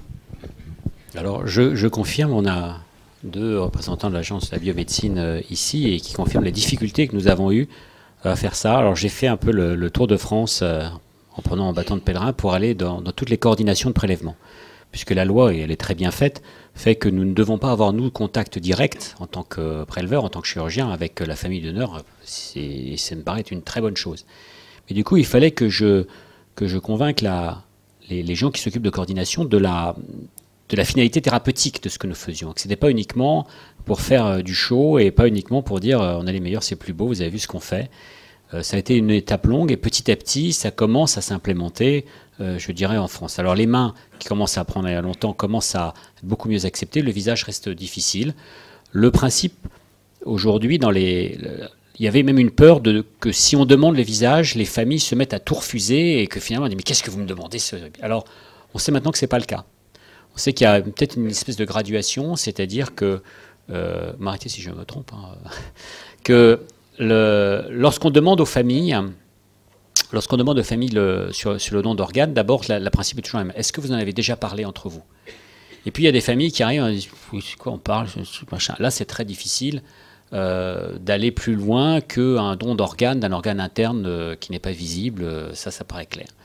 Et puis, il y a des familles où de plus en plus, et c'est pour ça que je continue à militer, et c'est pour ça que je passe dans la presse, c'est pas uniquement, bien sûr, pour flatter mon ego, ça c'est clair, mais surtout aussi pour essayer de continuer ce débat, pour que les gens continuent à parler du don d'organes, qu'ils en parlent au petit déjeuner, au café, etc., pour que ça soit quelque chose qui soit dans leur tête, et qu'ils en aient déjà parlé. Qu'ils en aient dit, oh, tu sais, moi si je suis mort, il faut tout prélever. Et cette démarche, et de plus en plus on le voit, c'est-à-dire que les gens en ont déjà parlé, et quand on arrive voir les familles, quand ils arrivent, puisque c'est pas moi qui y vais, ils me disent, il y a de plus en plus des gens qui en ont parlé avant et ils disent qu'ils étaient prêts à tout donner. Et c'est dans ces contextes-là que c'est plus facile de demander. Alors au-delà des organes internes, il y a les tissus, les cornées, c'est quand même une démarche qui est aussi difficile. La peau, même si ça reste dans les zones qui ne sont pas visibles, puisqu'on prend généralement dans le dos, mais ça reste une zone superficielle. Et puis ensuite, on va à l'étape d'après, les mains et éventuellement la face, en insistant bien sur le fait que nous respectons et que nous resterons le donneur et que cette image du corps doit être restaurée. C'est vrai que c'est quelque chose de progressif. Il faut savoir que nous, on a quand même une patiente qui est en liste d'attente depuis 1 an. Depuis 1 an, nous n'avons pas de donneur, alors qu'il y a eu il y a 4000 greffes par an en France, il y a 1200 donneurs, et on n'a pas réussi. Alors, je pousse un peu mes collègues de l'agence de faire un peu plus d'activisme sur le sujet, mais c'est vrai que j'ai bien conscience de la difficulté, et en particulier c'est une femme, et je pense qu'il y a plus de difficulté d'obtenir un don pour une femme que pour un homme. L'importance probablement de le visage, la beauté, etc. est beaucoup plus important. Surtout s'il fallait préférer, et c'est le cas, une femme jeune, c'est encore plus difficile. Donc on a vraiment ces difficultés-là. Je crois aussi que c'est une question de génération. Si vous parlez aux générations des gens de 80 ans, vous leur parlez déjà du don d'organes. Oui, mais est-ce qu'il est vraiment mort ? Dans cette notion de mort cérébrale, elle est acceptée. Puis ensuite, les gens de la génération d'après, le don du cœur, ouais, ça bat encore, etc., commencent à comprendre. Et puis, si vous parlez, c'est des gens de 40 ans, 50 ans où ils comprennent bien, etc., mais la face et les mains, ils ne comprennent pas. Si vous parlez aux jeunes qui sont sur Internet en permanence, où ils voient des choses recomposées, la vision, la guerre des étoiles, on coupe la main, on met une main hybride, etc., tout ça rentre plus, à mon avis, dans leur inconscient. Je pense que plus on avancera dans le temps, plus ça sera accepté. Professeur Debré. Oui, je voulais poser une question très simple. C'est le rôle de la motricité, donc de la mimique, dans l'appropriation progressive du visage. Je suppose qu'il doit y avoir, au bout d'un certain temps, le fait de sourire, etc. Enfin voilà, et qu'à partir de ce moment-là, il y a une repossession vraisemblable. Je crois que la motricité est quelque chose de très important, qu'on n'a pas avec les greffes de reins ou de foie, me semble-t-il. Alors tout à fait, ces greffes de tissu composite, ce qu'ils ont, la fonction, c'est le mouvement. Et là même, comme je le disais, on va transplanter, non pas uniquement de la peau, mais des muscles orbiculaires, donc des muscles qui ont une fonction pour fermer les paupières, pour sourire. Notre dernier patient, par exemple, qui allait très très bien, très satisfait au début, et puis il a passé un petit coup de mou 2-3 mois après, parce que effectivement ça ne bougeait pas encore et qu'il fallait attendre que les nerfs repoussent. Un nerf, pour ceux qui ne savent pas, un nerf c'est comme un fil électrique. Il y a une gaine qu'on appelle autour, qui est la gaine de Schwann, qui est une gaine comme la gaine de plastique des fils électriques. À l'intérieur, il y a un axone qui pousse d'1 millimètre par jour. Donc quand vous rebranchez un nerf au niveau de son origine, qui est le nerf facial, il faut 6 mois pour que ça repousse. Donc la fonction, contrairement à une greffe de rein, une greffe de foie, où la fonction est immédiate, une greffe de cœur est immédiate, là la fonction ne va apparaître que plusieurs mois après. Et l'intégration d'intérêt plusieurs mois après, c'est un peu la difficulté. Et là on est à 6 mois, et donc ce visage se réanime, ses paupières se ferment, et là il est extrêmement heureux, et si je parle, le terme heureux est vraiment ce qu'il exprime. Et à ce moment-là, il prend définitivement possession de son visage. Non, ça, ma question recoupe un peu la précédente. Cyril Cahen. Pour revenir à Lévinas, le visage dont parle Lévinas, c'est le visage de l'autre. Mais mon visage, c'est quand même très différent parce que je ne le vois pas, sauf dans la glace, mais je ne vis pas avec en permanence une glace devant les yeux. Alors ma question est la suivante. En quoi un greffé de la face ressent-il une différence identitaire, un manque d'identité? Est-ce parce qu'il a vu son visage dans la glace qui est différent? Est-ce parce que les autres lui renvoient une autre image de lui-même que celle qu'il avait? Ou est-ce, pour rendre la question d'avant, parce qu'il a du mal, par exemple, à exprimer ses émotions, à exprimer ses affects, à exprimer ce qu'il ressent à partir de sa mimique, et il a l'impression que son visage n'est plus l'interprète de sa vie intérieure, pour ainsi dire. Ma question est donc, en quoi un greffier du visage ressent-il un manque d'identité à partir d'un visage qu'il ne voit pas? Il ne ressent pas de trouble de son identité, c'est extrêmement clair. Les 5 patients que j'ai greffés ne ressentent pas de trouble de leur identité, ils sont toujours eux-mêmes. Et je dirais même, ça va même plus loin que ça. Le dernier patient que j'ai fait, alors qu'on avait fait une greffe totale, on a enlevé les paupières, tout a été changé, etc. Vraiment, il n'y a aucune ressemblance entre avant et après. Sa mère le voit, il est en réanimation, ça ne bouge pas, il ne parle pas, il a une trachéotomie, il est machin, il est un peu dans le coltard. Et elle vient me voir après, et elle me dit, c'est lui, on le reconnaît. Je ne sais pas si c'est... Non, les yeux étaient fermés parce qu'il était gonflé, donc il ne pouvait même pas ouvrir les yeux. En plus, il lui manque un œil parce qu'il a une prothèse à droite, donc, et que je ne lui avais pas remis après l'intervention. Donc ça n'a aucun rapport. Il n'y a pas de trouble de l'identité. C'est quelque chose qu'on a essayé de faire penser qu'on aurait un trouble de l'identité, que le visage, c'était... Non, nous sommes au-delà d'un visage. Ça me paraît extrêmement clair. Et on fait une greffe de face qui leur permet de retrouver un visage humain et de retourner dans... Ils n'ont aucun trouble de l'identité. Les 5 ont parfaitement exprimé. Il y en a un qui a des troubles psychiatriques, qui les avait avant et qui les a après, et ça n'a rien changé à son état psychiatrique. Si ce n'est qu'il n'était pas intégré socialement et qu'il arrive à s'intégrer socialement. Mais il avait des troubles névrotiques, de psychose maniaco-dépressive, et là, de nouveau, il faut un traitement, mais qui n'a rien à voir avec sa modification entre guillemets, identitaire de modification de sa face.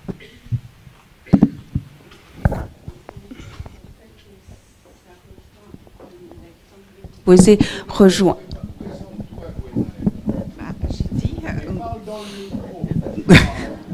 Donc, Gwenaëlle Vidal-Trécan, en fait, la question que je voulais vous poser rejoint tout à fait les 2 précédentes.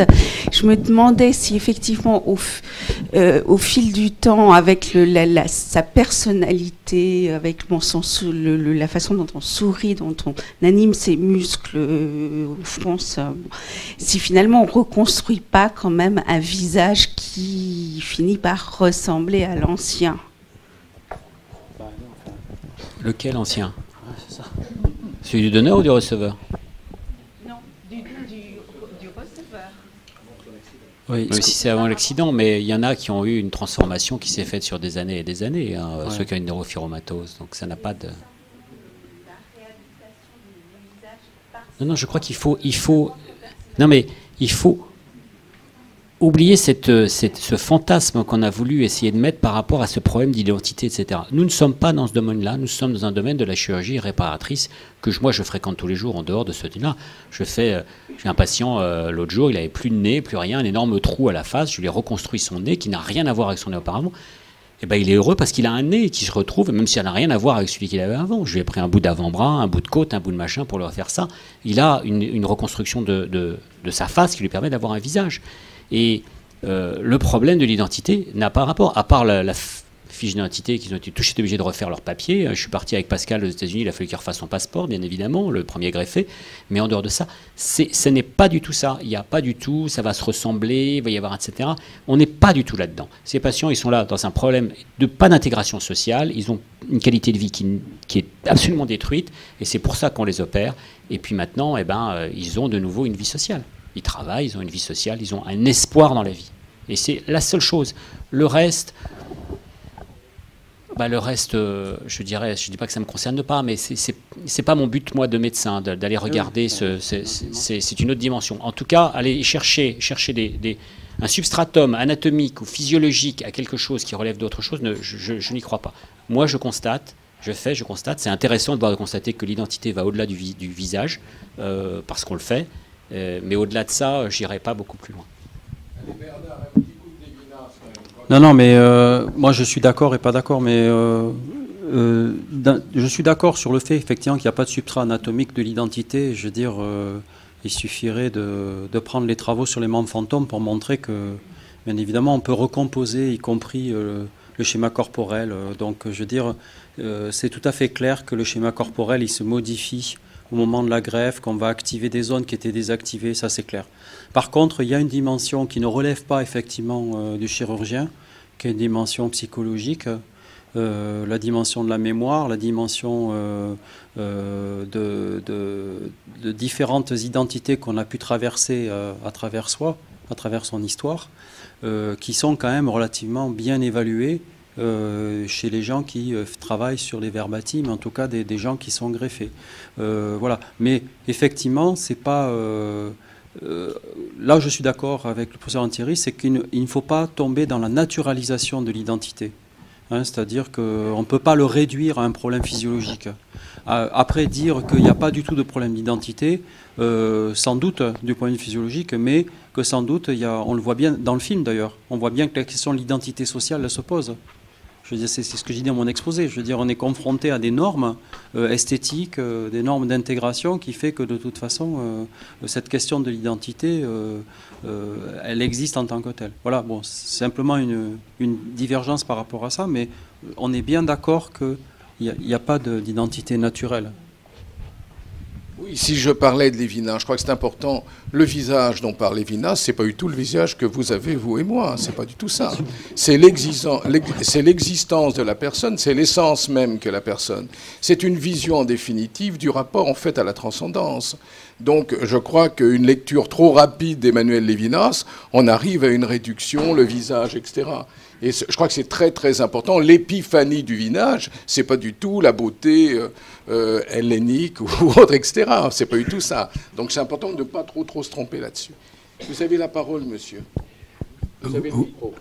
Oui, je voulais demander, le fait d'être croyant et penser qu'on va devenir poussière, est-ce que dans ce cas-là, on donne plus facilement son visage ? Et deuxième question. Je n'en ai aucune idée. Je voudrais demander aux gens de l'agence de la biomédecine qui pourraient répondre à ces questions-là sur le fait que les croyances... Voilà, c'est un sujet qui est important, c'est le sujet de la fois suivante. 14 février. Oui. Et deuxième question, qu'appelez-vous le corps premier ? Parce que, et en particulier, moi, quand je me regarde dans la glace, je ne me reconnais pas. Et lorsque lorsqu'on prend des photos, vous prenez une photo de personne, les photos que vous prenez de personnes, souvent, les personnes disent devant la photo, c'est pas moi. Oui, non, mais c'est parce que, comme on disait tout à l'heure, l'identité, c'est quelque chose qui se recompose tous les jours. Hein, quand vous êtes devant votre glace, vous ne vous voyez pas en train de vieillir. Hein, Proust l'a très bien décrit. Hein. Je veux dire, à partir du moment où vous voyez quelqu'un, vous n'avez pas vu depuis 20 ans, hein, là vous apercevez qu'il a beaucoup changé. Qu'est-ce qu'il a vieilli, lui? Hein, dire, ah oui, oh, ben, c'est plus le même, hein, je vois bien. Mais en réalité, moi aussi, j'ai changé. Simplement, effectivement, je ne me vois pas changer parce que j'ai pas de repères par rapport à ça. Contrairement à la greffe, où effectivement, là, les repères, ils sont évidents. Je veux dire, il est clair que quelqu'un qui est dans l'état dans lequel il était avant la greffe et après la greffe, lui, il peut faire des différences. Nous, au quotidien, on fait très peu de différences. Parce qu'on n'a pas effectivement on est sans cesse en recomposition de cette identité. Je vais vous raconter une petite histoire pour vous détendre, si vous voulez bien. On va invoquer nos maîtres. Il y a Jean Bernard qui parle à Yves Pélissier. Et c'est le moment où, vous savez, on injectait des cellules qu'on prenait de la médulo-surrénale et qu'on injectait dans le Parkinson. C'était une intervention. Le comité consultatif national d'éthique avait beaucoup réfléchi. Et dans cette histoire, Jean Bernard, à un moment, par rapport au soi, au non-soi, pose la question... Mais bon, d'accord, 10 cellules qu'on mettrait, 100 cellules qu'on mettrait, mais à partir de quel moment, en définitive, cette personne va toujours être la même? Et Yves Pélissier, si je raconte ça, c'est parce que ça a rapport avec toi, répond, qui était psychiatre, qui était le maître d'ailleurs de Quentin Debré, qui vient de nous quitter là, a dit, mais voyons, il ne voit pas la personne physique. Comme il a un rapport à l'autre, il a sa représentation et s'il l'aime, il voit une autre personne. En définitive, le problème, c'est qu'est-ce que nous projetons sur l'autre et qui fait que l'autre existe. Et je crois que là, ça répond totalement à la réflexion peut-être qui a été donnée, cette projection n'étant d'abord pas obligatoirement que visuelle. Alors, pour ma part, et ça rejoint le débat sur l'hybridité, je voudrais, s'il vous plaît, qu'on aborde peut-être, de la part de M. Lantieri, les critères d'acceptation du donneur en fonction de son visage, tels que le sexe, l'âge ou la couleur de la peau.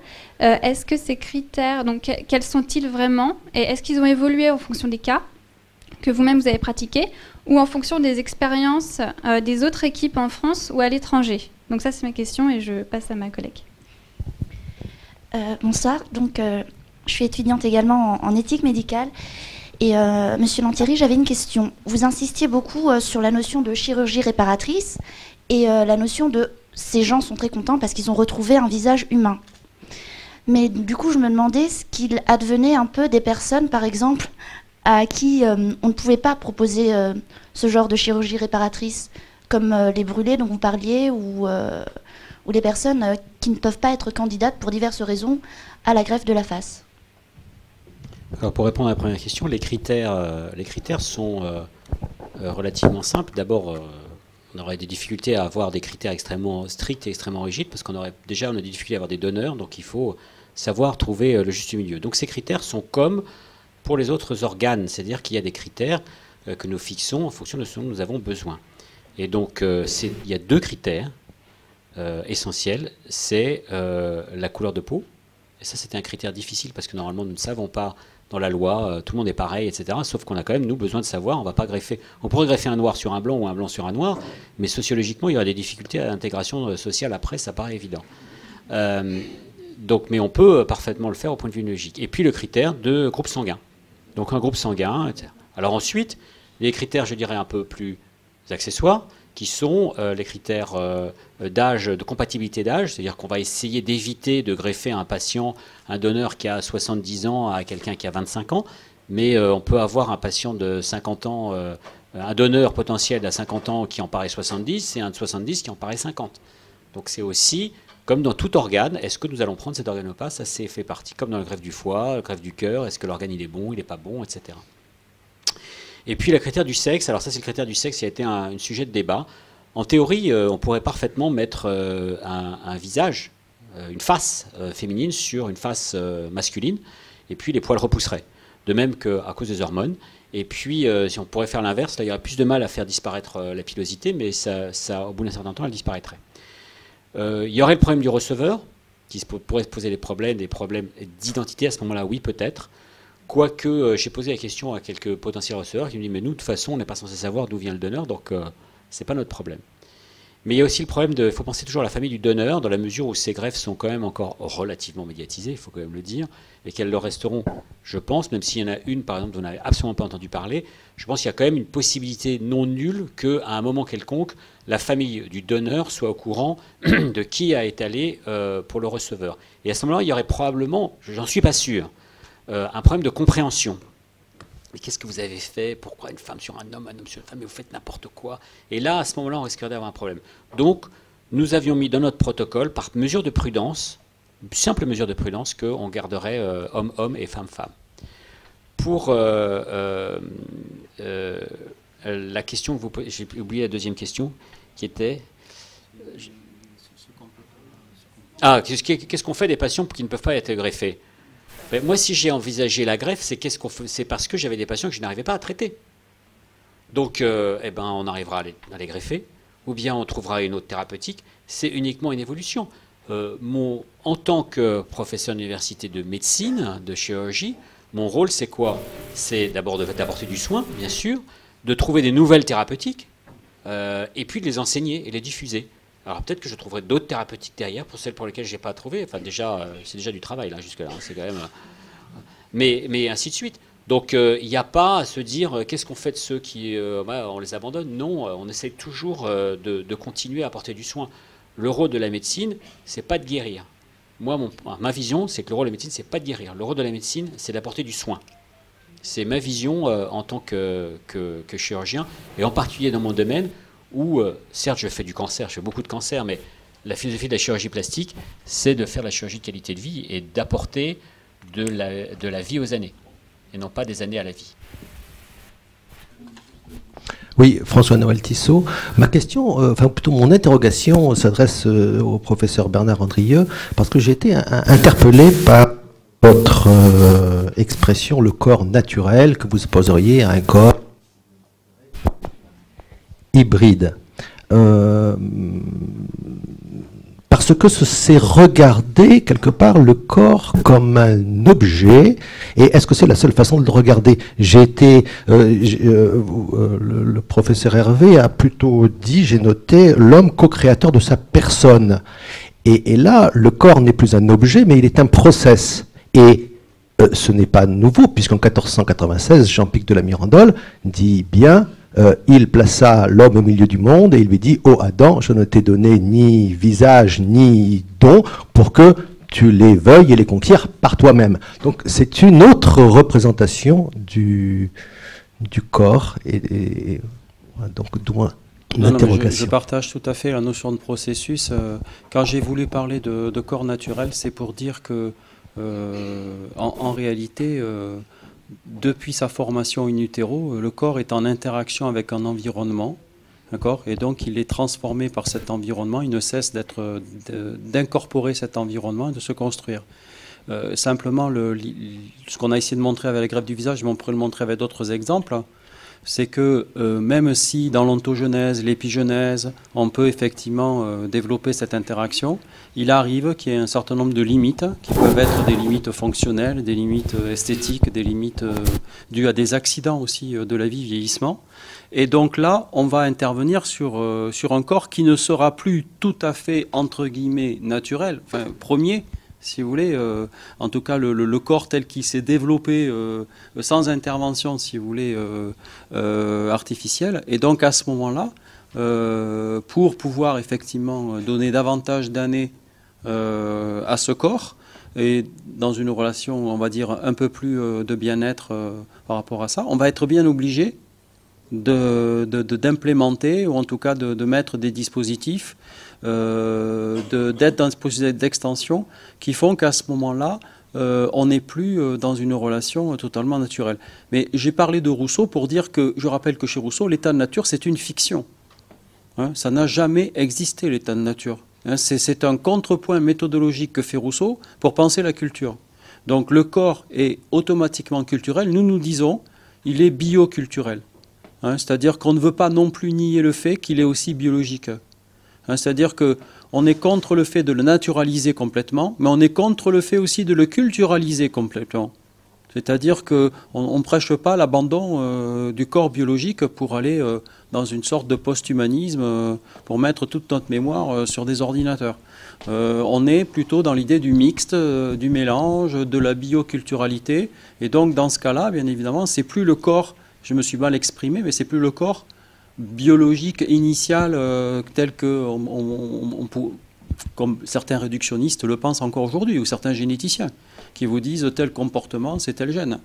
Je veux dire, ça, c'est un comportement réductionniste biologique. Nous pensons que c'est vrai, il y a des bases biologiques, mais c'est en interaction avec la culture. Donc le problème, précisément de l'hybridation, c'est l'impact de cette culture sur le bios. C'est comment la culture va modifier le biologique. Et c'est bien le problème du XXIe siècle. C'est quel type de vivant on va mettre en place à partir du moment où il y a une rétroaction de cette culture sur le bios. Bonsoir. Ma question est à propos de l'avis du CCNE qui, au moment de la première grève de Dubernard, a été négatif, si je me souviens bien. Et est-ce qu'avec votre recul, ça voudrait dire que ça mériterait un amendement, ça mériterait de revenir dessus, ça mériterait que certains arguments soient modifiés Alors d'abord, l'avis du CCNE n'est que consultatif. C'est un premier point. À l'issue de cet avis, non mais c'est quand même relativement important. C'est moi qui avais demandé l'avis au CCNE et je dirais franchement que là j'ai été extrêmement déçu de la manière dont a été géré ce dossier parce que je ne demandais pas un jugement sur ce qu'il fallait faire. Je disais qu'il y avait un sujet éthique qu'il fallait discuter. Et puis j'ai eu un jugement. Sur la partie philosophique, comme je vous l'ai dit tout à l'heure, c'était extrêmement pauvre, d'une pauvreté affligeante. Sur la partie médicale, c'était beaucoup plus riche. Il y avait des choses où on disait, bon, on voit pas très bien ce qu'on va faire, mais peut-être, etc. Et puis il y avait cette ouverture qui était à la fin, qui tenait en 2 phrases, sur lesquelles je me suis engouffré, qui était de dire, peut-être dans un certain cas, dans la partie basse du visage, qui était quelque chose que moi j'avais proposé, non pas l'inverse, puisque je pensais que techniquement nous pouvions faire d'abord la partie face avant l'ensemble, et cette notion de greffe partielle était mon idée de dire nous passerons par une greffe partielle parce que ça permettra aux gens de comprendre que nous sommes en train de reconstruire et ne sommes pas en train de changer d'identité. Et puis en plus il y avait des indications pour les traumatismes balistiques, partie basse du visage. Donc et là il y avait 2-3 phrases qui disaient dans le cadre d'un protocole de recherche extrêmement, etc. Et donc j'ai bâti mon protocole de recherche auprès des comités de protection des personnes qui ont tous regardé l'avis du CCNE et qui se sont référencés à ça. Alors ensuite, bien sûr, cet avis, il date de 2004, nous sommes en 2011, et bien évidemment, cet avis n'aurait plus de sens par rapport à ce qu'il avait fait, puisque nous sommes allés, je dirais, jusqu'au bout de la démarche, et la greffe totale, s'il faut l'appeler comme ça, eh bien, je pense que ça n'a pas vraiment de sens, a été faite. Cet avis, il a été important parce qu'il a permis de prendre conscience que c'était pas uniquement un problème médical, c'était pas uniquement justement je vais le faire et puis ensuite on en parlera après, et qu'il y avait tout un sujet philosophique derrière qu'il fallait établir. Est-ce que vous pourriez nous relater succinctement comment se passe la reconstruction du visage du donneur? Parce qu'il y a un temps tellement limité, cette personne, on ne la connaissait pas d'avance. En plus, ce donneur, c'est quelqu'un qui est en état éminemment fragile. Hein. Il ne faut pas trop attendre avant de faire les prélèvements. Enfin, il y a tous ces aspects-là. Ça fait partie même du protocole. Ça a été mis et implémenté dans le protocole. C'est-à-dire qu'initialement, nous faisons un moulage. Ce que j'ai montré, mais comme il y avait beaucoup de choses, on fait un moulage du donneur, de la face du donneur, avant de commencer. Donc on fait un moulage et il y a un prothésiste qui reconstruit un masque, oui, un masque mortuaire, dans la salle d'à côté, pendant que nous prélevons la face. Et puis une fois qu'on a tout prélevé, eh bien, à la fin, une fois que tous les organes ont été prélevés, il revient et il met ce masque, qui est un masque mortuaire, qui est un masque en résine. Donc il a fallu mettre en place, ça a été une recherche, c'est vraiment une recherche. Ça a dû être très compliqué. Comment faire en un temps court, c'est-à-dire 3 heures, 3-4 heures, c'est-à-dire le temps de ces différents prélèvements, une prothèse suffisante qui permette d'être acceptable pour la vision de tout le monde dans un temps suffisant. Et ça a même évolué, puisque il a fallu qu'on évolue un peu dans nos pratiques, dans nos techniques pour pouvoir le faire. Mais ça fait partie même en tant que tel du protocole, ça a été rédigé en tant que tel, et les gens de l'agence de biomédecine ont des fiches sur lesquelles on dit, ben voilà, ça passera comme ça, il faudra d'abord qu'on fasse un moulage, et puis ensuite on fera le prélèvement, etc. Oui, parce que c'est un véritable travail d'artiste aussi, hein, quelque part. Hein, si le prothésiste n'est pas là, on ne peut pas faire la greffe, on ne peut pas faire le prélèvement. C'est plus important que moi, parce que voilà. Moi, j'ai des assistants qui pourront peut-être y aller, mais le prothésiste avec qui on travaille, s'il n'est pas là, là, je serais vraiment ennuyé. Mais je vous remercie beaucoup, monsieur, parce que je m'occupe des dons d'organes et de tissus dans votre département à titre de bénévole. Et ça, c'est très important dans le discours de ce qu'on peut dire aux gens. Hein, parce que c'est la preuve même du respect du corps humain. Et là, c'est concrétisé. Bonjour. Moi, je suis la partie du donneur, puisque je suis coordinatrice de prélèvement d'organes. J'ai une petite question extrêmement...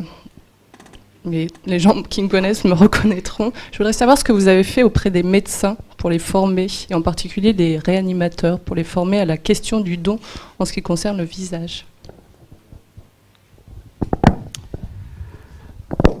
Je vais être un peu sévère aussi. Quand on ne veut pas écouter, on n'écoute pas. Et malheureusement, un certain nombre de réanimateurs ne veulent pas écouter le discours. Je le dis tel qu'un, ils ne veulent pas écouter le discours. J'ai même fait une présentation dans un hôpital parisien où je fais tout mon discours et à la fin, un des réanimateurs dit « Bon, tout ça c'est très bien, mais d'un point de vue éthique, je ne pense pas qu'il faille le faire. » Voilà. J'étais là, je te dis, les bras m'en sont tombés. Voilà. Voilà. Et je ne savais plus quoi dire, quoi. Et je crois que la réticence, effectivement, aujourd'hui, elle est malheureusement beaucoup plus dans le corps médical que dans le corps paramédical, qui a beaucoup plus de mal à accepter. Et les coordinateurs paramédicaux sont beaucoup plus près et sont beaucoup plus dans la réalité, parce que c'est vraiment eux qui sont vraiment proches, dans les proches, et qui sont beaucoup plus dans ce travail. Le réanimateur, il est souvent un peu loin de ces considérations, et du coup, il n'est pas prêt. J'ai beau essayer de continuer, je continue à parler à droite, à gauche, mais on voit bien qu'aujourd'hui, ces dons sont surtout centrés sur les hôpitaux, ou quelques gros hôpitaux, et il y a d'autres endroits où les coordinatrices, souvent des infirmières, seraient prêts à y aller, et puis les réanimateurs n'y sont pas prêts. Je suis d'accord avec vous, mais ça, je pense que c'est une question de temps. Alors continuer. En fait, si je comprends bien, par rapport à vos réponses, a priori, il vaut mieux pas que le comité national donne des réponses, il ferait mieux de réfléchir. Et deuxièmement, là, il faudrait peut-être que les réanimateurs, plutôt que d'avoir des certitudes, en fait, aient une réflexion éthique. Si je me permets de dire cela, c'est parce que je crois que le mot éthique, on peut quelquefois se barricader avec le mot éthique, et ça peut éventuellement être anti-progrès. On le voit bien comment ça a pu l'être dans ton histoire. Mais je crois que ce qui est important, c'est de poser les problèmes, poser les problématiques, voir quels sont les mots, quel sens qu'il y a, quels sont les mondes dans ce cas-là dans lesquels on se projette, autant ceux d'ailleurs de la famille du donneur que du récepteur. Donc on est devant une vision multidisciplinaire franchement humaine. Et c'est ça qui se dégage en fait de vos réponses. Moi je tiens à vous souligner cela, bravo. Monsieur Sigman. Oui. Bonjour, je suis étudiant en éthique médicale. J'ai une question. On voit en fait pour la promotion du don d'organes que souvent il vient en fait le nombre d'organes qu'il manque pour des transplantations. Est-ce que vous pouvez en fait nous indiquer justement combien, selon vous, il pourrait manquer justement d'allotransplantation pour pouvoir satisfaire en fait des personnes qui en auraient besoin? La réponse sur la transplantation de tissu composite, soit main ou face, la réponse elle est différente du problème d'offre et de demande. C'est-à-dire que là, la problématique, on a très très peu de demandes potentielles, peut-être qu'elles vont augmenter dans le temps. Le problème est plus le problème de l'offre et de faire accepter ce problème-là. Actuellement, on a 2 patients en liste d'attente, on en aura peut-être d'autres. Il y a très peu de patients en liste d'attente. Je pense que plus il y aura de patients en liste d'attente, plus ça poussera à faire ces prélèvements. Mais cette notion du nombre, elle est extrêmement difficile. En tout cas, pour les greffes de face, par exemple, sur les brûlés. Donc on a essayé d'établir combien de brûlés potentiels par an pouvaient relever d'une telle indication. On arrive à un chiffre entre 2 et 5 par an, pas plus. Donc c'est très peu. Cela dit, peut-être que d'autres indications arriveront. Il y a les traumatismes balistiques, il y a les séquelles de cancer, il y a les machins, etc. On aurait dit la même chose la greffe cardiaque, il y en a 400 par an. On aurait dit la même chose en 61. Il n'y a pas d'indication. La greffe de rein, il y a des milliers. Enfin, donc c'est une question aussi qui est vraie aujourd'hui, mais qui n'est pas vraie dans 15 ans. Puis ça dépend complètement aussi des traitements. Peut-être que normalement, un traitement qui permettront de tout tolérer et que donc ce sera beaucoup plus facile de le faire accepter. Donc c'est cette question aujourd'hui. On a peu de receveurs potentiels. On est encore dans une phase de recherche clinique qui est extrêmement difficile. Et donc on choisit nos indications qui sont extrêmement cernées. Et petit à petit, je pense qu'il y en aura plus. Je voudrais poser quand même une question du point de vue de ce qu'on pourrait appeler la légitimité sociale.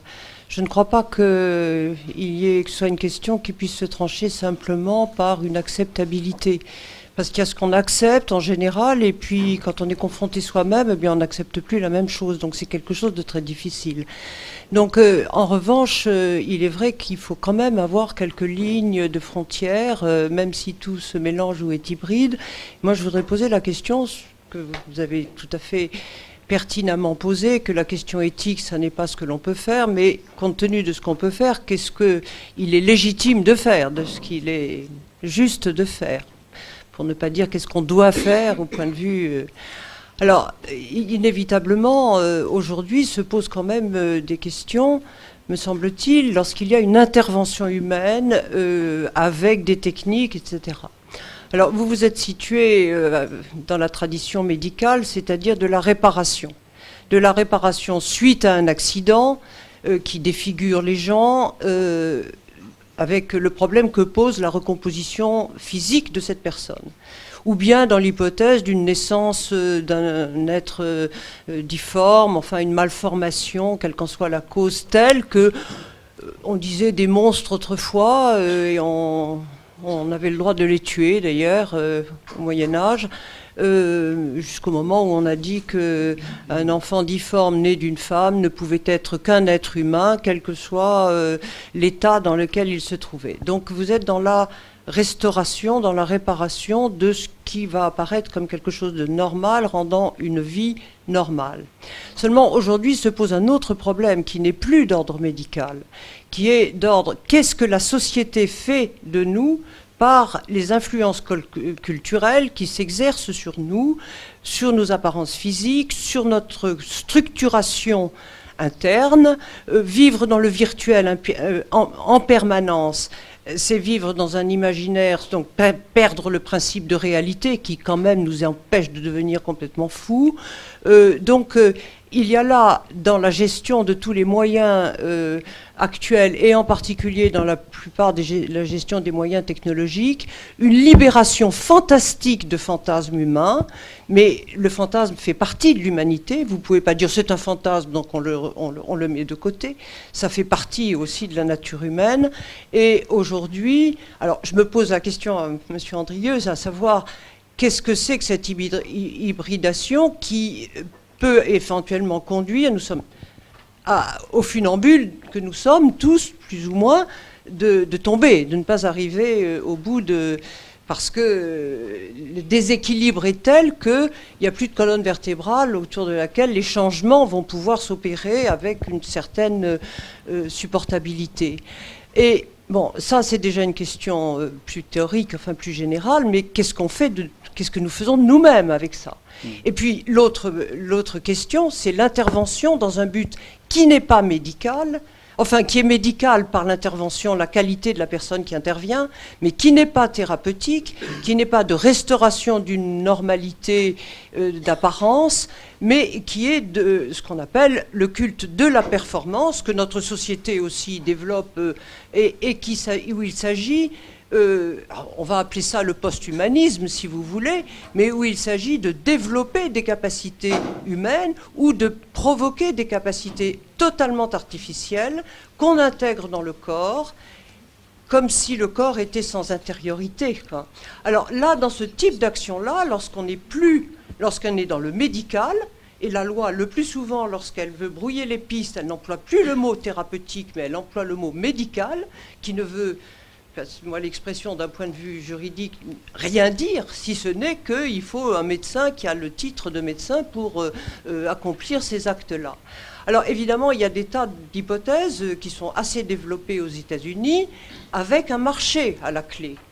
Avec le marché, alors ça va aller aussi bien du côté de l'immortalisation dans la glace, dans l'espoir de renaître un jour meilleur, mais aussi de se fabriquer un corps grâce à des implants, grâce à des prothèses, grâce à des systèmes de puces qui vont développer votre mémoire, grâce à toute une série d'outils qui, effectivement, ont quand même pour fonction de nier la limite. Alors, socialement, j'allais dire, ou même les parlementaires qui vont revoir les lois de bioéthique de façon très, très réduite, finalement, que doit-on faire dans l'ensemble?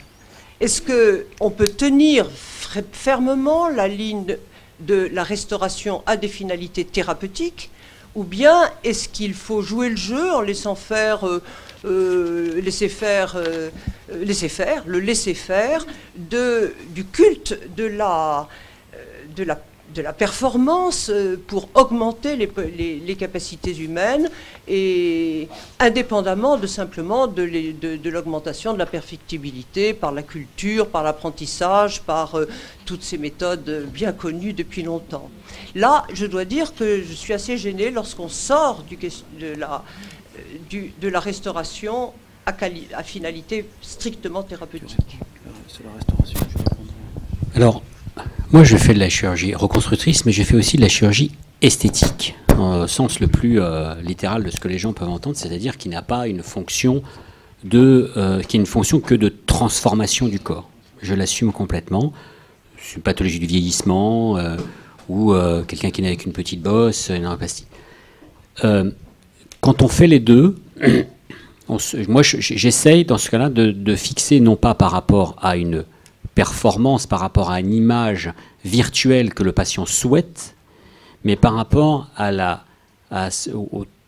l'altération de sa qualité de vie qu'il pourrait avoir, qui peut être simplement je me sens pas très bien, etc. Ça peut être qu'une amélioration esthétique d'un nez que quelqu'un d'autre pourrait parfaitement accepter, d'une oreille décollée que quelqu'un d'autre pourrait parfaitement accepter. Ça, on le fait. Alors ensuite, il y a cette transformation itérative. On voit ces patients qui essayent de se transformer de manière pathologique, avec même une pathologie qui est la dysmorphophobie, des patients qui pensent qu'il faut se transformer en permanence. Et ça, c'est un grand danger. J'essaye d'enseigner à mes collaborateurs, aux internes, aux chefs de clinique, qu'il ne faut pas qu'ils s'arrêtent à la photo, qu'il faut que c'est la personne qui est importante, que c'est la qualité de vie qui est derrière, et que... un peu de dyslexie, et que... Vous n'avez pas compris les concepts. Vous n'avez pas compris les concepts. Là, je sortais de moi-même. C'est cela. Le I avant le A. C'est cela, c'est cela. Et je ne sais plus ce que je voulais dire, là, du coup. Et donc, tout ça pour dire qu'il y a effectivement une certaine tendance à dire, mais puisque le patient le voulait, c'est très bien comme ça. Et moi, je dis, c'est un tort. Nous restons médecins et avant tout, et on reste sur le serment d'Hippocrate, sur la finalité primum non nocere. Et si le patient n'est pas bien après la chirurgie que nous avons faite, eh ben c'est un échec, même s'il le voulait, même s'il voulait ça, c'est un échec, et ce n'est pas du tout le but. Et en tant que médecin, on est médecin au départ, donc on est dans une fonction thérapeutique, même si y a un abord qui n'est que une certaine qualité de vie, un certain plaisir. Alors, juste pour... on ne va pas entamer un débat qui serait très long, mais juste pour dire que, bien évidemment, justement, si j'ai pris le terme d'hybridation, c'est pour ne pas prendre celui de post-humain, ni celui de transhumain.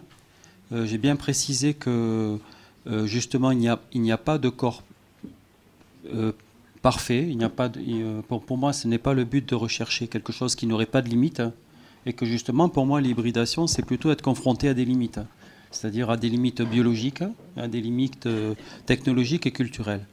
Ensuite, la question que vous posez est fondamentale, c'est-à-dire y a-t-il une colonne vertébrale au niveau ontologique, nous, ce qu'on constate dans la philosophie du corps, c'est qu'effectivement, il y a des colonnes vertébrales qui ont été fortement bouleversées, comme le schéma corporel, l'image du corps, la conscience du corps, c'est-à-dire ce sont des choses qui constituent l'identité, il y en a d'autres, l'identité personnelle, qui à mon avis ne peuvent pas être modifiés. Le problème, c'est les moyens que nous utilisons dans l'interaction environnementale et technologique qui vont modifier.